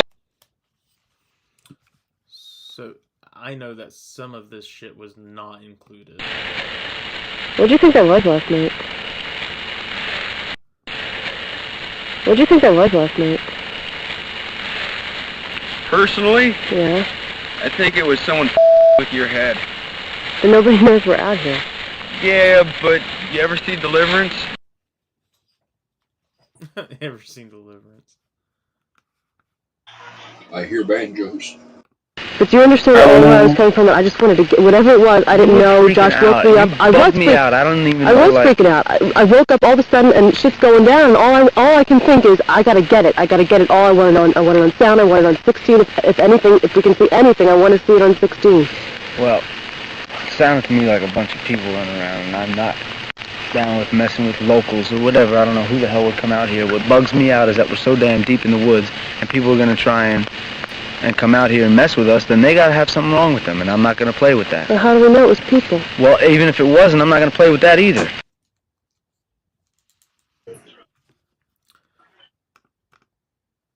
Why you? Let's go. Are you not scared enough? No, but why you? But yes, I am scared enough, and I do want to go, but it's late now. We have a couple of minutes. We don't have a couple of minutes. Let's just see what happened here, okay? Let's just see what happened here. We need to hike. Put the camera down. This is not funny. Getting old. Help! Please help us! Help us! This is not the way to get out of here. I think it's safe to say at this point that we're lost.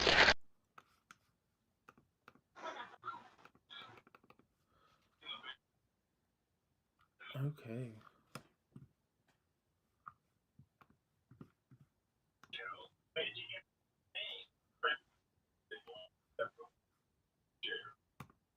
What did you see? There was something standing there just staring at me. So Mary And Brown, I looked. this is the What did you see? There crazy was lady, the crazy town lady. something standing there just staring at me. And I looked, and it was strange. It was like a woman, only on her arm, on her hands and everything.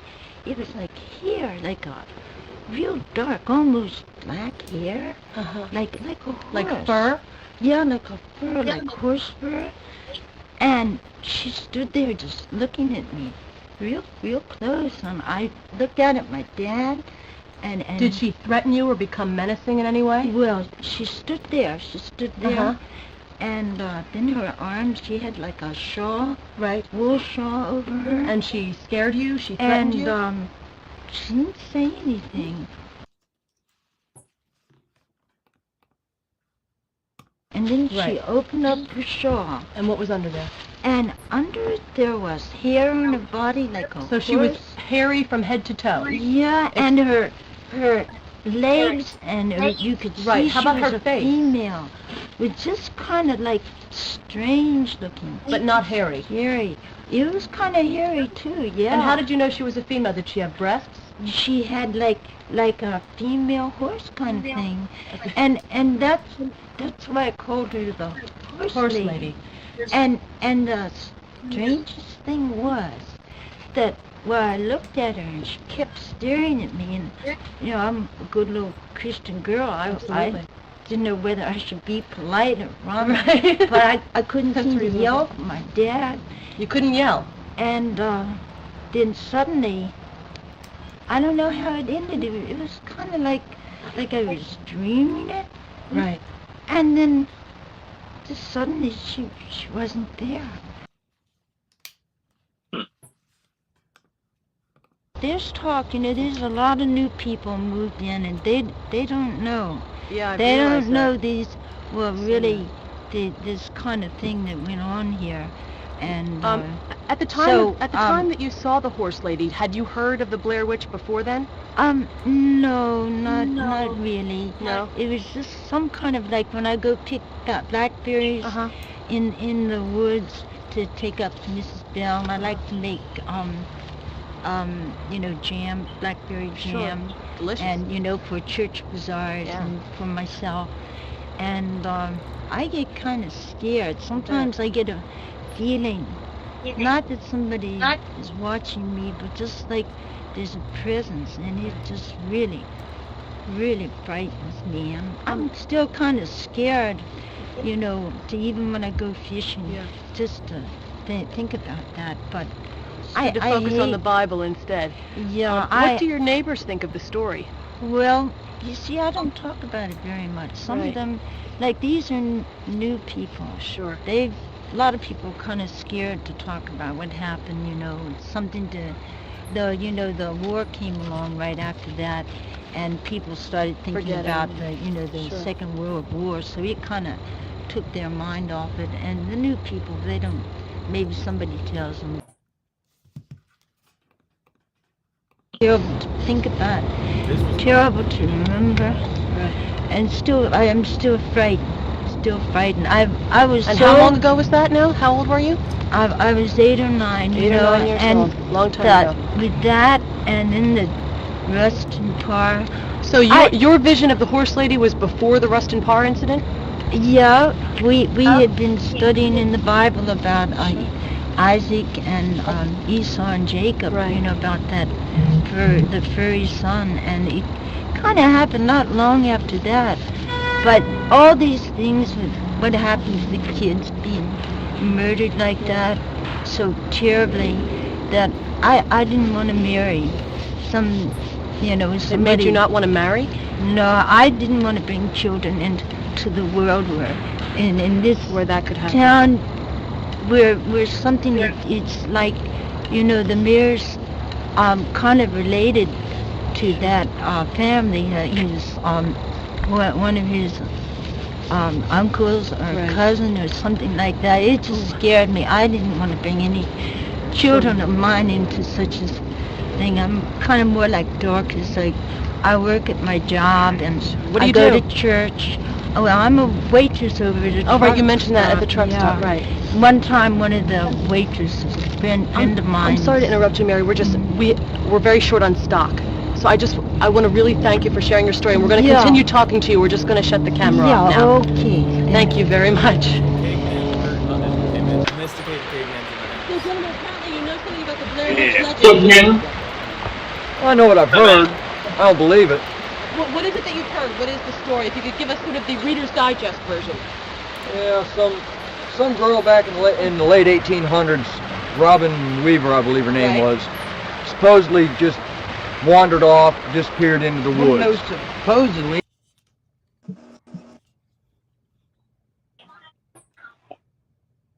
What? They're still like. That's what. You think of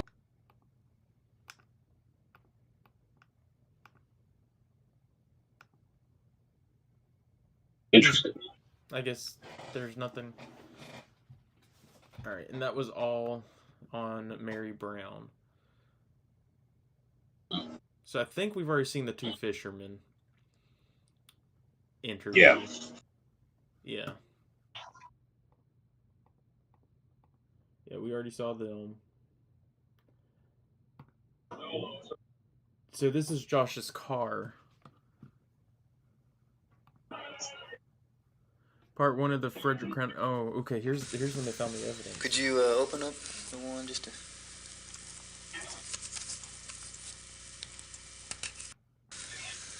Could you open up the one just to...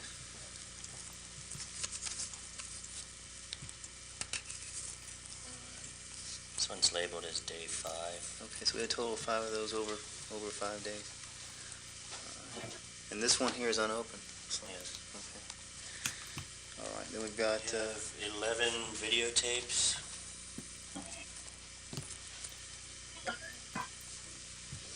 And those are video 8. All right.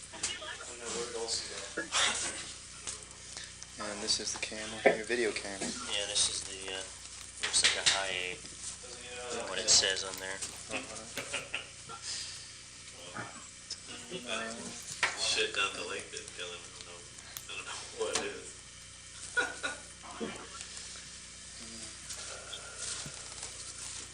Film camera. All right, with the magazine. Did you see any of the I really like how in depth they went into all of this. Yeah. Really did. Okay. And we're sorry if we're not talking a lot. We just got a lot of footage to go through. Okay.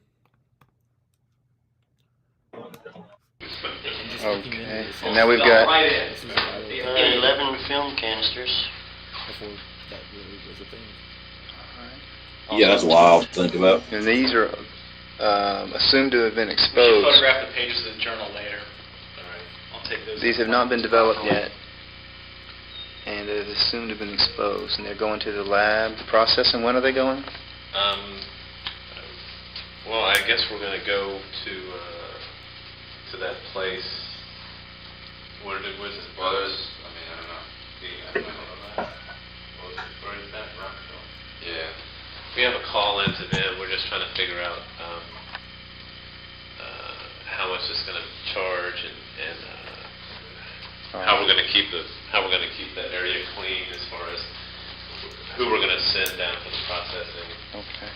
We're going to have to send an officer down. And now I assume have these been dusted for prints and all yet? I guess not. Yeah, this is all, okay. This is all stage 2 stuff. This is all, cleared for handling. Forensics guys have looked at it. So. Okay. What is that?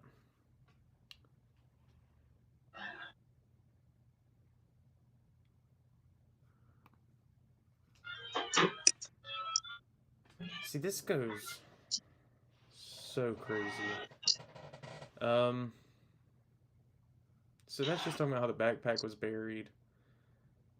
How the backpack was found. See, none of this stuff... Wait, actually, I think... No. This may be from the documentary. Because they filmed like a mockumentary, making it look like a documentary, like after the fact, I think. Yeah, so all this stuff probably exists in higher res.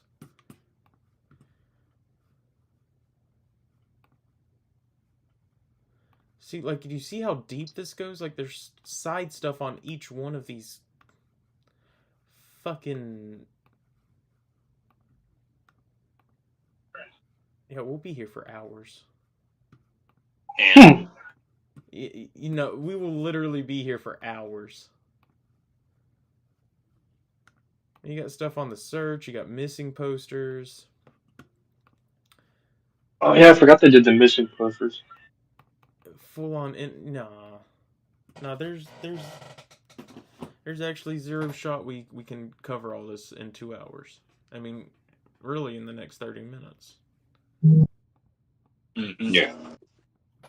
Okay, so there's one thing I wanted to check on first, because the sites look like they have multiple.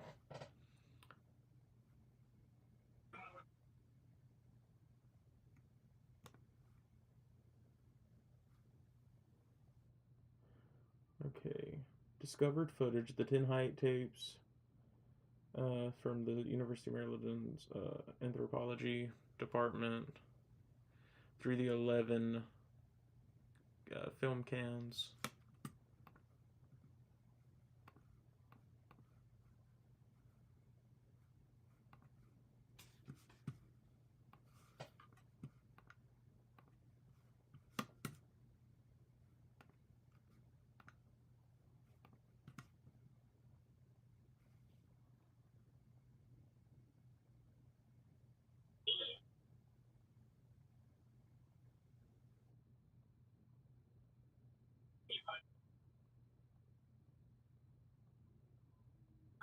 Huh.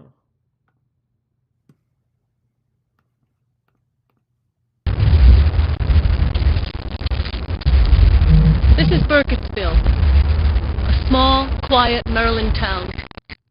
Much like a small, quiet town anywhere.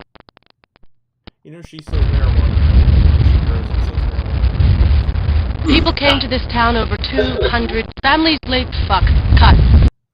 I mean, well, she's dead, but like... Well, not the real... She died? Oh, might be she's dead, yeah. The actress or the character? The character. Okay. There is no character. Wow, that's tragic. Oh, all right. That's real.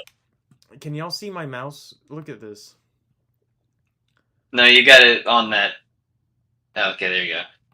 Look, so notice it lets me click this one, not this one. Lets me click this one. None of these pictures. But look, I can click that one for the audio. That one, that one, that one, that one. Not that one. Not that one, not that one. So like these top ones. It's weird.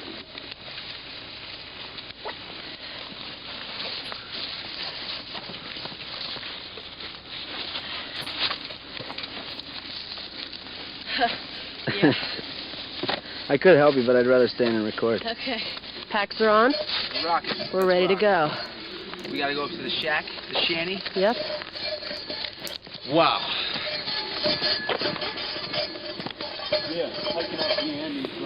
Oh my god, this is a very heavy backpack.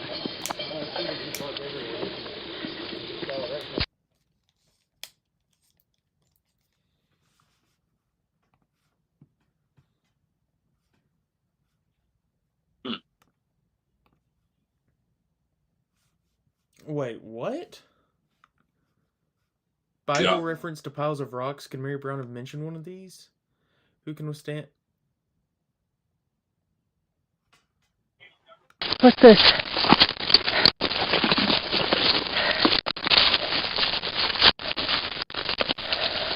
Whoa. What is this?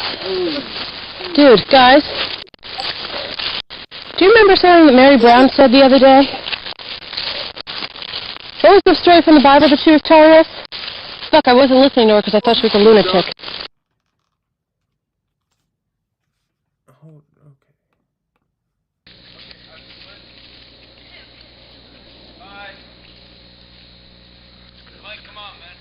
Alright, I'm leaving too.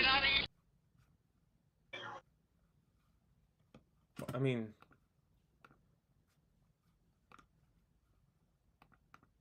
there's so much stuff.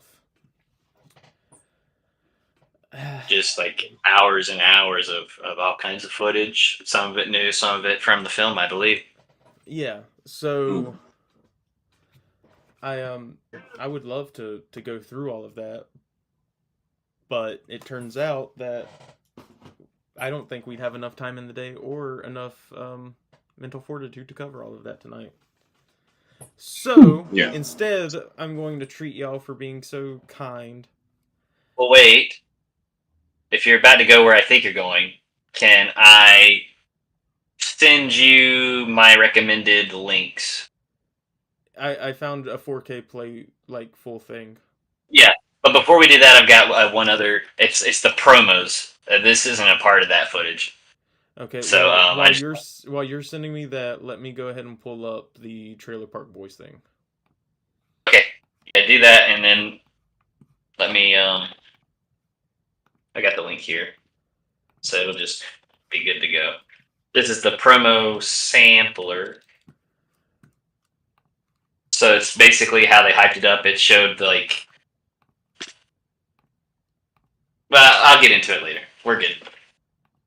But while I'm closing some of these windows, what was y'all's thoughts on all of that? Very creepy. Yeah. Yeah, like I said, you know about world building. Yeah, the detail in the world building. Yeah. I know I've said that word a lot tonight, but it really adds to the believability of something when you provide all that. You provide talking with the locals. You provide everything they provide. It really adds to it. Oh, this is a very early thing, isn't it? Yeah, it was like two.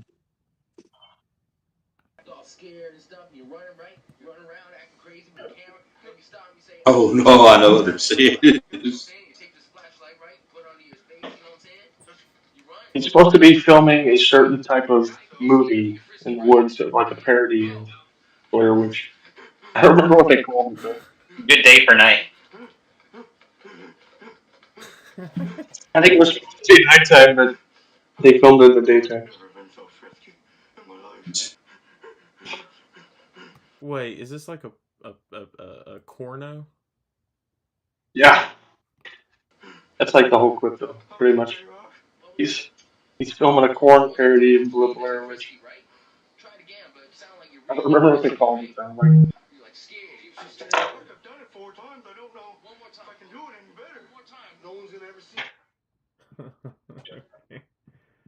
Okay. Alright.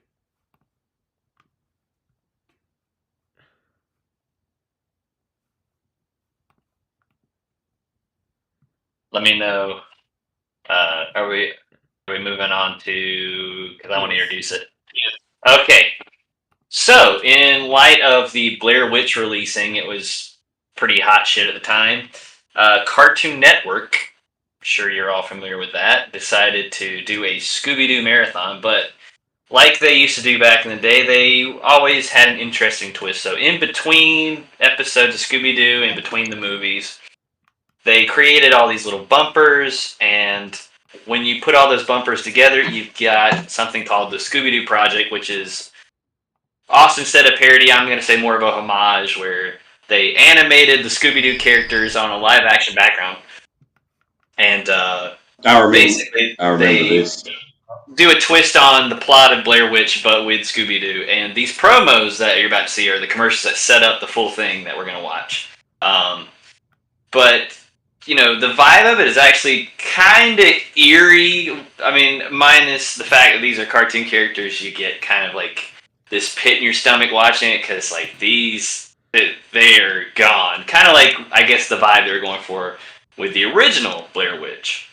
So, in a way, that's why I think it's more of an homage than a parody, because it does something similar with the tone. So, Austin, if you will. Oh, fuck, hold on. I gotta get us back to the... Okay, there we go. I gotta really work on not messing with the Discord window.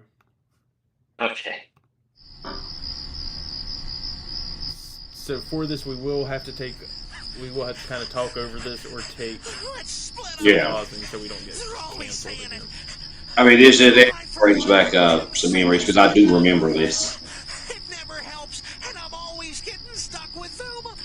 Is it a black screen for you guys? Yeah. Where is the footage? Okay. Well, I guess it's See, DJ. I'm gonna still say it's a homage regardless of what they say. Regardless of what the creators say. What? Watch this next one.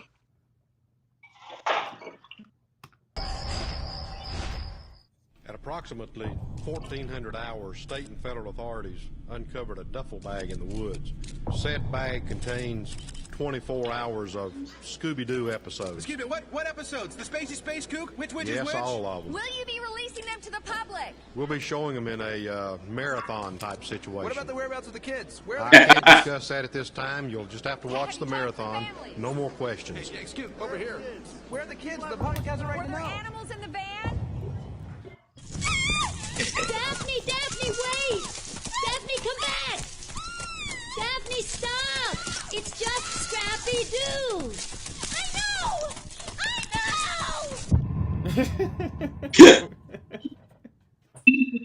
Even they knew. Okay, well, without further ado, here's the full Oh, look, we're uninterrupted. Oh, Only we did it. Yeah. We made it. Only one person watching, but we made it. We're there. We are one of them. So, in October 1999, 4 teenage sleuths and their Great Dane got lost in the woods while in search of a mystery. This is their story. The Scooby-Doo Project. Definitely not a parody, even though it actually is a parody. Hello, The I'm music Velma just Dinkley, seemed and this is a eerie, though. documentary of one of our mysteries. That's Scooby-Doo, Red Jones, and Daphne Blake. Hey, how you doing? Of course, I want to play myself in the movie version, and that's Norville Rogers. Yeah. Dang. Shaggy! Like nobody calls me Norval. What's the matter, Norville? That's not on tape, is it? Something wrong, Norville. Why don't use my government name? Very funny. Norval. And to school. A staple for every mystery. Scooby snacks. Yeah, Scooby snacks. Yum, yum. I mean, they're dog treats. Have you heard Makes sense. anything about these woods being haunted? Well, you know, my grandparents used to tell a story about some 10-foot tall, spikes on his arms, monster wandering in the woods. But just crazy talk, really. It was right above us. It was big. It was puffy. It was globby or something. I don't know what you want to call it, but it was big. Yeah, this is parody. There was a glow to it. It was just right over the ridge there. Yeah. The eyes would burn Moment, and just glowing, burning, freakish eyes. Aliens, bioengineering, genetic mutations. I don't know what's going on, but it troubles me. I've heard about a ghost of a Civil War soldier that exists around here. Giant radioactive cat over by the nuclear plant. The kids say lives off of stray dogs, but I don't know. I don't believe that stuff. It doesn't add up. All their stories are different. Right, all right, riot rats. Oh.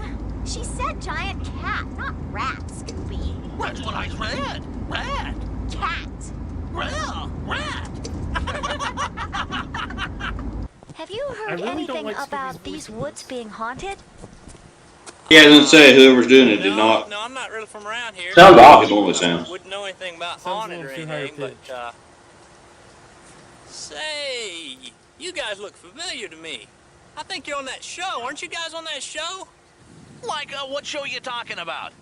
Oh yeah, you know what I'm talking about. That mystery sleuthing thing. You know, where you're chasing around after the ghost and the witches and all that. It's Actually, we're a part of ABC's Dateline, and I'm Chris Hansen. Please take a seat. I'm Chris Hansen. Dateline NBC. Why don't you have a seat on this asphalt? Now we've got the chat box. Yeah. We Later. said that you were trying to give this underaged poodle Scoopy snacks. We understand that you are a animal lover, but in a very strong sense.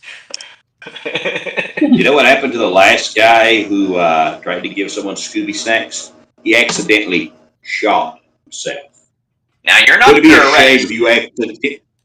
Would it be a shame if you accidentally shot yourself? You're not under arrest. I actually am into that kind of thing. I've got a furry costume. I want you to take a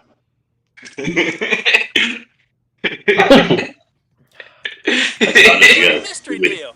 You're cartoons, aren't you? Have you heard these woods are haunted?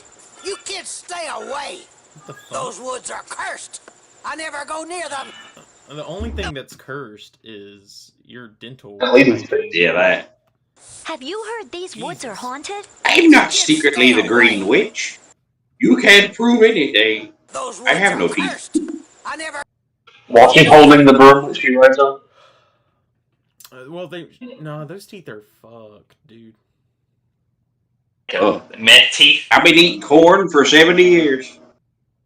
Yeah, like this one doesn't even look like it's multiple teeth. It just looks like one fused block of tartar. Nice. Makes it easier to peel the bark off the trees. Damn. Okay. Well. Says the sightings are this way. Or man or woman, though. Like these woods don't look like our regular woods. They look different. What are you talking about? Like, I don't know. Things just look more realistic. Yeah, realistic. Come on, guys, it'll be fun. Don't forget, it's my turn to pull off the mask. We are now leaving the van and going into the woods. Bye, Bye, Van. Like, why do we have to always do these things when it's almost dark? Here's the cemetery where the curse in these woods began. Like, that's really fascinating. Like, can we go now? What do you mean? We're gonna camp here. How else can we learn about the curse? Camp here? By a cemetery? Like I didn't sign on for this. The local legend is that one spooky night in 1773, some local people from the town were because of a ghost I can't hear you. I can't hear you. Okay, now we're trying to put the tent up before it gets too dark, so I'm going to keep rolling in case that spook appears. And now we're putting the tent poles into the grommets. We've got to make sure we put the tent tarp on.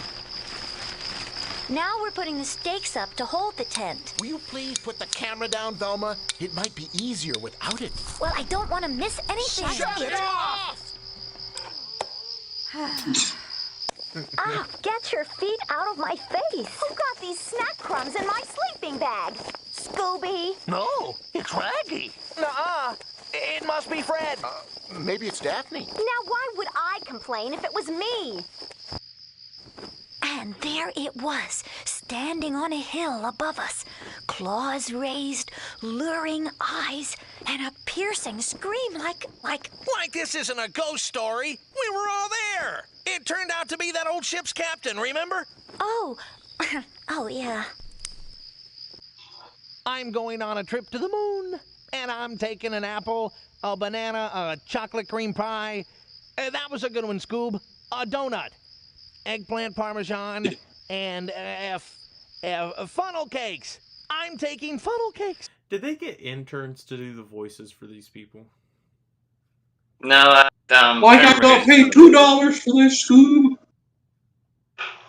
I think it was the actual voice actors at the time, but it's not the originals because I think they'd like retired or something at one point. No. Came back later. Fred's voice actor is Frank Welker, the same guy who does Megatron. He's always done Fred, unless maybe like a video game parody. So I'm wondering if it is Frank Welker for this. And I think Casey Kasem was doing Shaggy, and then I think Billy West did it for a time, and now it's Matthew Lillard. Yeah. I don't know. These voices just sound off. Maybe not Fred so much, but like definitely Scoob and Shaggy. Scoob, it's your turn. You got G. That may be Billy West. Scoob. Scooby.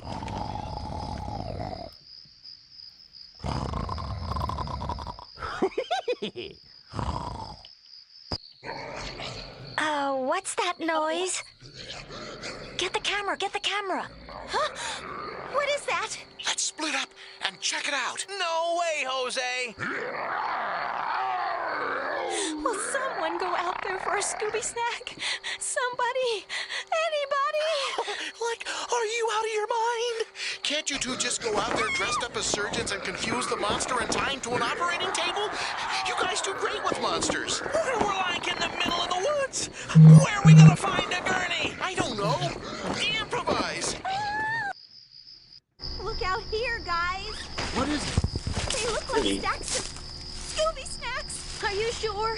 Like there's only one way to find out. Yeah. Guys, hold on. We don't know. Like, oh no! No! What? What is it? They're stale! They're completely and totally stale!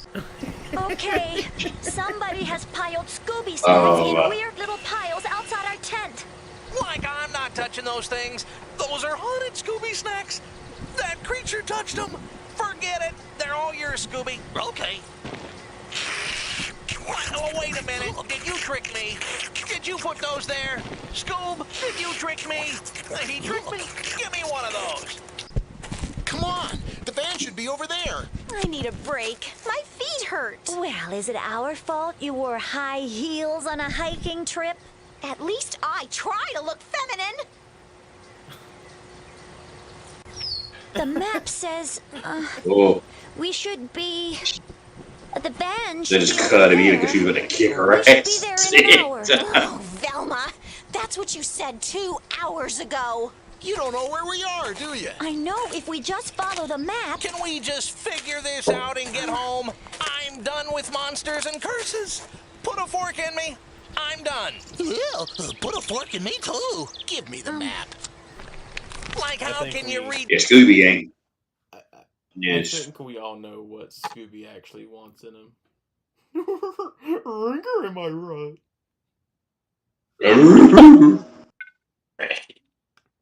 So I hope this video doesn't end with Scooby getting certain parts. The rhymes with coconut. It's just a dotted line and an X. Let's just keep moving. Look, will you just admit that we're lost, Velma? Fred, give me the map. I don't have the map. I gave it to you. I distinctly remember giving you the map. And I gave it back. Look, I don't want to get mad at you, Velma, so stop kidding. I'm not kidding. I don't have the map. Like I ate it, man. Scooby and I ate it. With Tabasco. Yeah, Rabasco. It was like useless anyway. You ate the map. Well, you don't like JPEG Shaggy? JPEG GIF Shaggy? We are so lost. We're close. Like I've got 3 whole frames of animation, man. Would you come off it, Freddy? You have no idea where the mystery machine is. Why is it you're the one who's always driving anyway? Oh, is that how it is? Well, listen here, Ms. Smarty Pants. Maybe if you chip in for gas every once in a while, you could drive. Yeah, gas money. What? What was that? Does anyone understand what this dog is saying? Like lay off, Scoob. Yeah, I want to go home. I'm working on it. Wait up, guys. I lost my glasses. Here we go again. Velma, for crying out loud. A glasses strap? How many times have we told you? A glasses strap. Could you just help me look? I can't see without my glasses. Oh, so you mean, could we find your glasses for you? Not now, Freddy. No, wait a minute. She wants us to help her find her glasses, but she's not going to be helping. They're her glasses. She's not going to be helping find them. Like she's blind as a bat without them. It's nighttime, genius. Where'd she go? She wandered off. Velma! Over here! Ah, this is just great. Zoinks! We're never gonna get out of here! Zoinks? That's all you have to say, zoinks? What the heck does that mean, anyway? Oh, I'm sorry. What do you want me to say? Shankies? Fred? Daphne? What are you laughing at? He's got a point, Velma. They all killed and ate each other.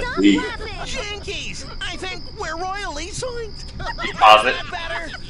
You say pause it? Yeah. So, Velma says jinkies. Shaggy says zoinks. Daphne says jeepers. What does Fred say? Oh, you forgot Scooby. Scooby says ruh-roh. Oh yeah, Scooby says ruh-roh. But what does Fred say? Fred says fucks. No, he does not!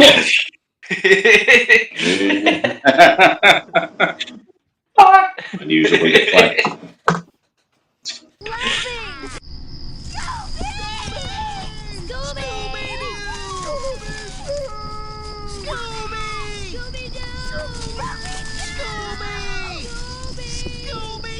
They're eating him, and then they're going to eat me. Jinkies.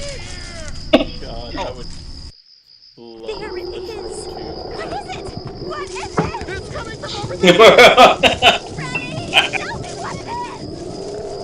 Sorry, gang. Like it's just our stomachs. Wait a minute, I found a clue. Footprints. Wow. Like this creature must have 10 legs. No, those are our footprints. Those are our footprints. What, you mean we've gone in a big circle? Oh, man. This is so not cool. Yeah, not cool. We're toast, man. Like toast. Yeah, toast. We can figure this out. Just remain calm. You remain calm. I am calm. You're the ones that aren't calm. I'm calmer than you. I'm always calm, man. I'm the calm one. I'm calm. You know, Scoob, this is the last time I get suckered into looking for a monster. Ever. Never again. I should be at home watching scary movies, not living in one, and eating some pizza. Yeah, some pizza. A pepperoni pizza. I like the Hawaiian, the sweet of the pineapple, and the salty of the ham. I'm already there. You gotta work the Cartoon Network. That's no bird. That's not funny. Is that a joke? Okay, so I can say that these are the same voices from Zombie Island. No. What was the Yeah. who was the voice actors from the one with the vampire ladies? It's the same ones. That's Zombie It's Island. Well, then It's Scott Iron, or I think that's how you say his name. Yeah, Scott Irons. Scott. Then maybe the voice coach or voice director was terrible for this, or maybe it was like, this is just a fucking parody bumper thing. We're not really gonna try, one take, just get it done. Well, they were on a time crunch with this. Like this was technically made by a bunch of like interns and stuff, if I remember right. Well, and they had a very short turnaround window. It sounds kind of rough, not gonna lie. But it's okay. Yeah. But it's mainly just Great dog. Scooby. Like Scooby just sounds off. Monster? Let go of my leg, Scoob! Hey, Scoob! Let go of my leg! Scooby, my circulation will body! Scoob! Forget it! Let him finish, Shaggy.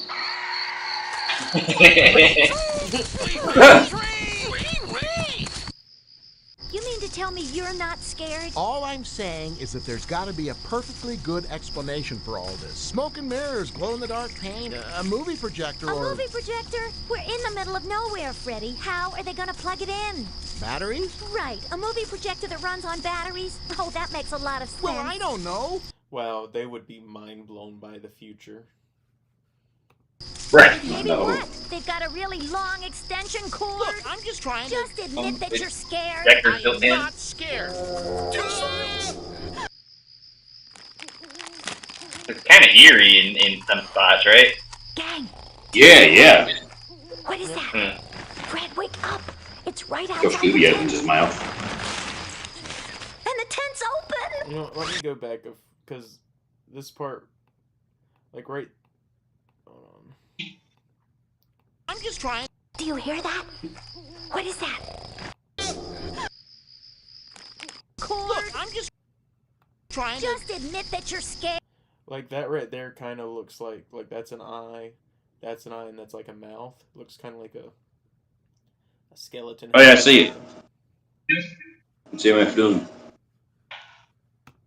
I am not scared. I know it's just trees, but you know. Yeah, it's clever. If they intend, yeah, maybe it's Do you unintentional. hear that? What is that? Fred, wake up. It's right outside the tent. And the tent's open. I'm going outside the tent. Something's outside. Somebody's been in our backpacks. They ate our food. Oh, Scooby-Doo! That noise he's making, I did not think he was chewing for a minute. Thanks a lot, Scooby. What are we gonna do now, Velma? There's no food, no clean clothes. I haven't painted my nails in 2 days. Shh! Did you hear that? Hello? Hello?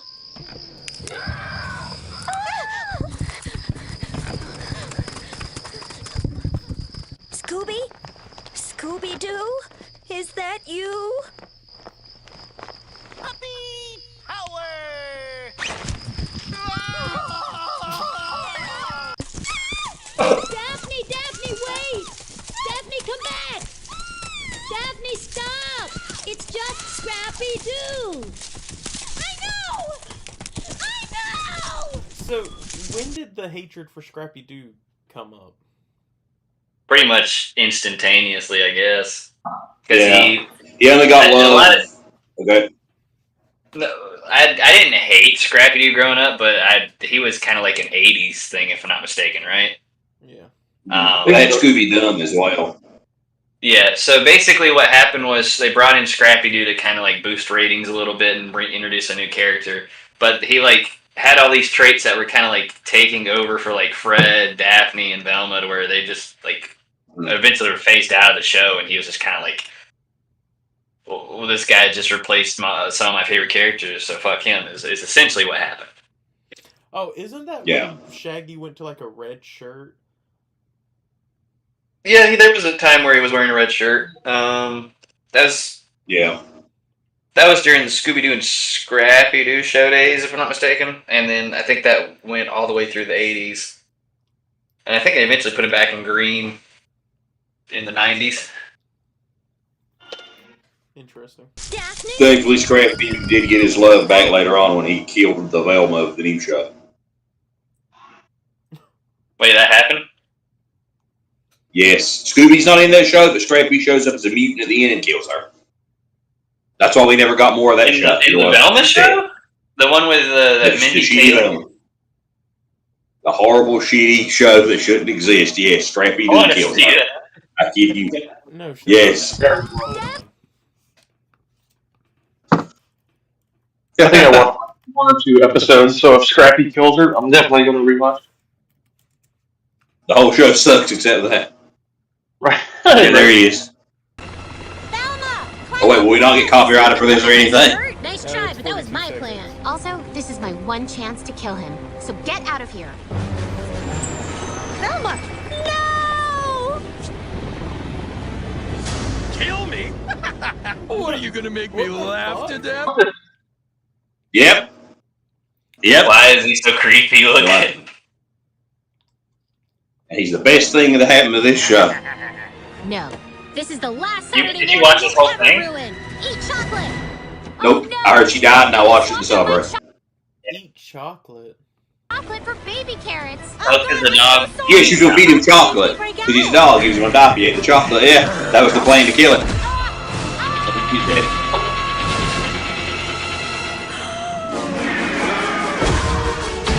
And he's dead. the savior. And she was supposed to be a ghost in the next season, and they were going to get into that had it not got canceled, basically. But he straight up just killed her. Yes, she is dead. Because the show ended with her dead, and she might show up as a ghost, but they were going to do a whole thing next season where they were going to try to like put her back in her body. And we got like another season. So yes. Daphne, what is it? Daphne, what is it? What's wrong? I ripped my dress and my stockings and I broke a nail! I lost my scarf! It's my favorite one! Well, I suppose you think this is very funny. I ruined my stockings. I hope you're happy, Scoob. I just hope you're happy because I don't have another pair! Shh! I think I hear it again. Uncle Scooby! Uncle Scooby! Zoinks! That flashlight! All lights off! What's he doing here? Why did you call him Scoob? He probably wants to solve the mystery for us. He loves doing that. Shh. Did you hear that? Hiya, gang. Looks like there's a mystery to be solved. Hi, Scrappy. Just wait till I get a hold of that monster, Uncle Scooby. He'll never know what hit him. I'll give him one of those and one of these. And Uncle Scooby can give him one of these and one of those. Won't you, Uncle Scooby? Won't you? Yeah. Oh my god, Scrappy Doo is clearly just Shaggy's voice talking in a higher pitch. Yeah. Yes. He is the Bowser Jr. of the Scooby series. That Bowser Jr. is lovable. You guys haven't caught anybody yet. Now that I'm here, this mystery's gonna be wrapped up. It'll be solved before sunrise. That is, unless you chicken out, Freddy. It's Fred. There's only one thing you guys need. A good dose of puppy power. Oh yeah, that's just what we need. Hey, it's that cookie creep. Let me at him. Let me at him. Come on, Uncle Scooby. Let's give him the old 1-4. 1-4? Let me at him. Come on. Let me at him. Well, gang? You hear a gunshot. What? Well, we better find a way out of here fast. Oh, man.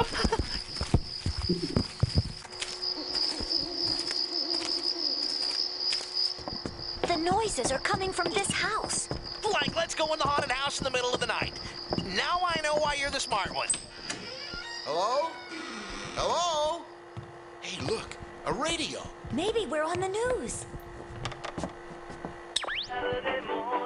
Like, oh no, not music. We always get chased when there's music. What'd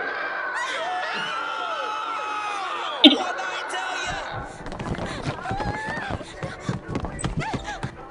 Oh, I hate this part with the doors.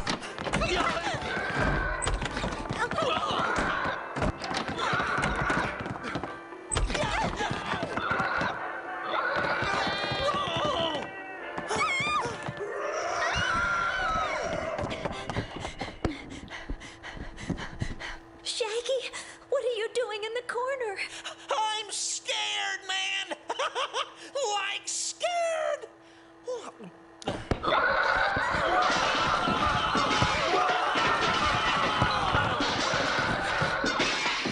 Good work, gang. And the monster is just some guy. Untie me, you intrusive kids! Like he didn't say meddling. Doesn't he know the drill? He used the costume to scare people, but one thing doesn't make sense. Why? Because it's Halloween? You know, October 31st every year. Candy and bobbing for apples. I mean, you guys are dressed up, right? But why did you scare us at the cemetery last night? I didn't do anything. Well, if you didn't do it, then who?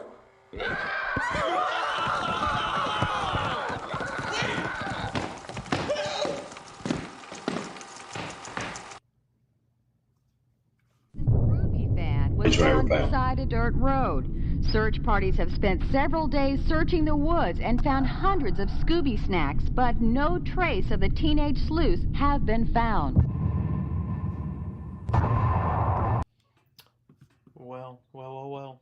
Let me pull up the, It's the canonical end. They're dead now.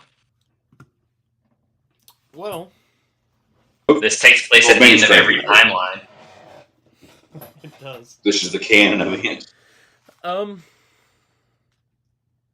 I don't know how to close out the show, so I hope y'all enjoyed that, and I'll let y'all plug whatever y'all need to plug, and then don't leave because we'll discuss what we're going to do for next week. Who wants to start? Gold, Zach, somebody? Yes, I can start. Same as usual. Follow my Instagram and YouTube, GoldMember150 for both of them. Follow my toy collab page, The Devil's Toys. And other than that, on my main Instagram page, me and my buddy Pat occasionally just go randomly live as well. So, yeah.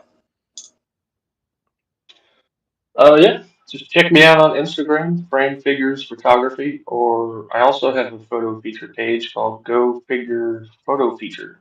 Yeah, I think I got that right. You did. Proud of you. Follow me on Instagram. That is DURRRGER Derger for lots of great content like tasteful nudes. I got this one spread where I'm nude, but the body parts are covered by cotton clouds, so you'll definitely want to check that out. Yeah, you can. You can follow me on my Instagram page, lights.camera.actionfigures. I've got a giveaway going on that everyone here can enter. DJ, you can as well if you want to. You'll get a lovely... Oh, fuck. We'll get this lovely Warhammer Age of Sigmar, the Rise and Fall of Anne Valor strategy board game, and a custom Savage Crucible figure painted by me. And follow my collab page at amp__toys with a Z. And check back here next Friday at 9 where we'll be covering something super amazing, awesome, and cool. And I think that'll do it. So thank you guys for joining, and I hope to see you back here next week.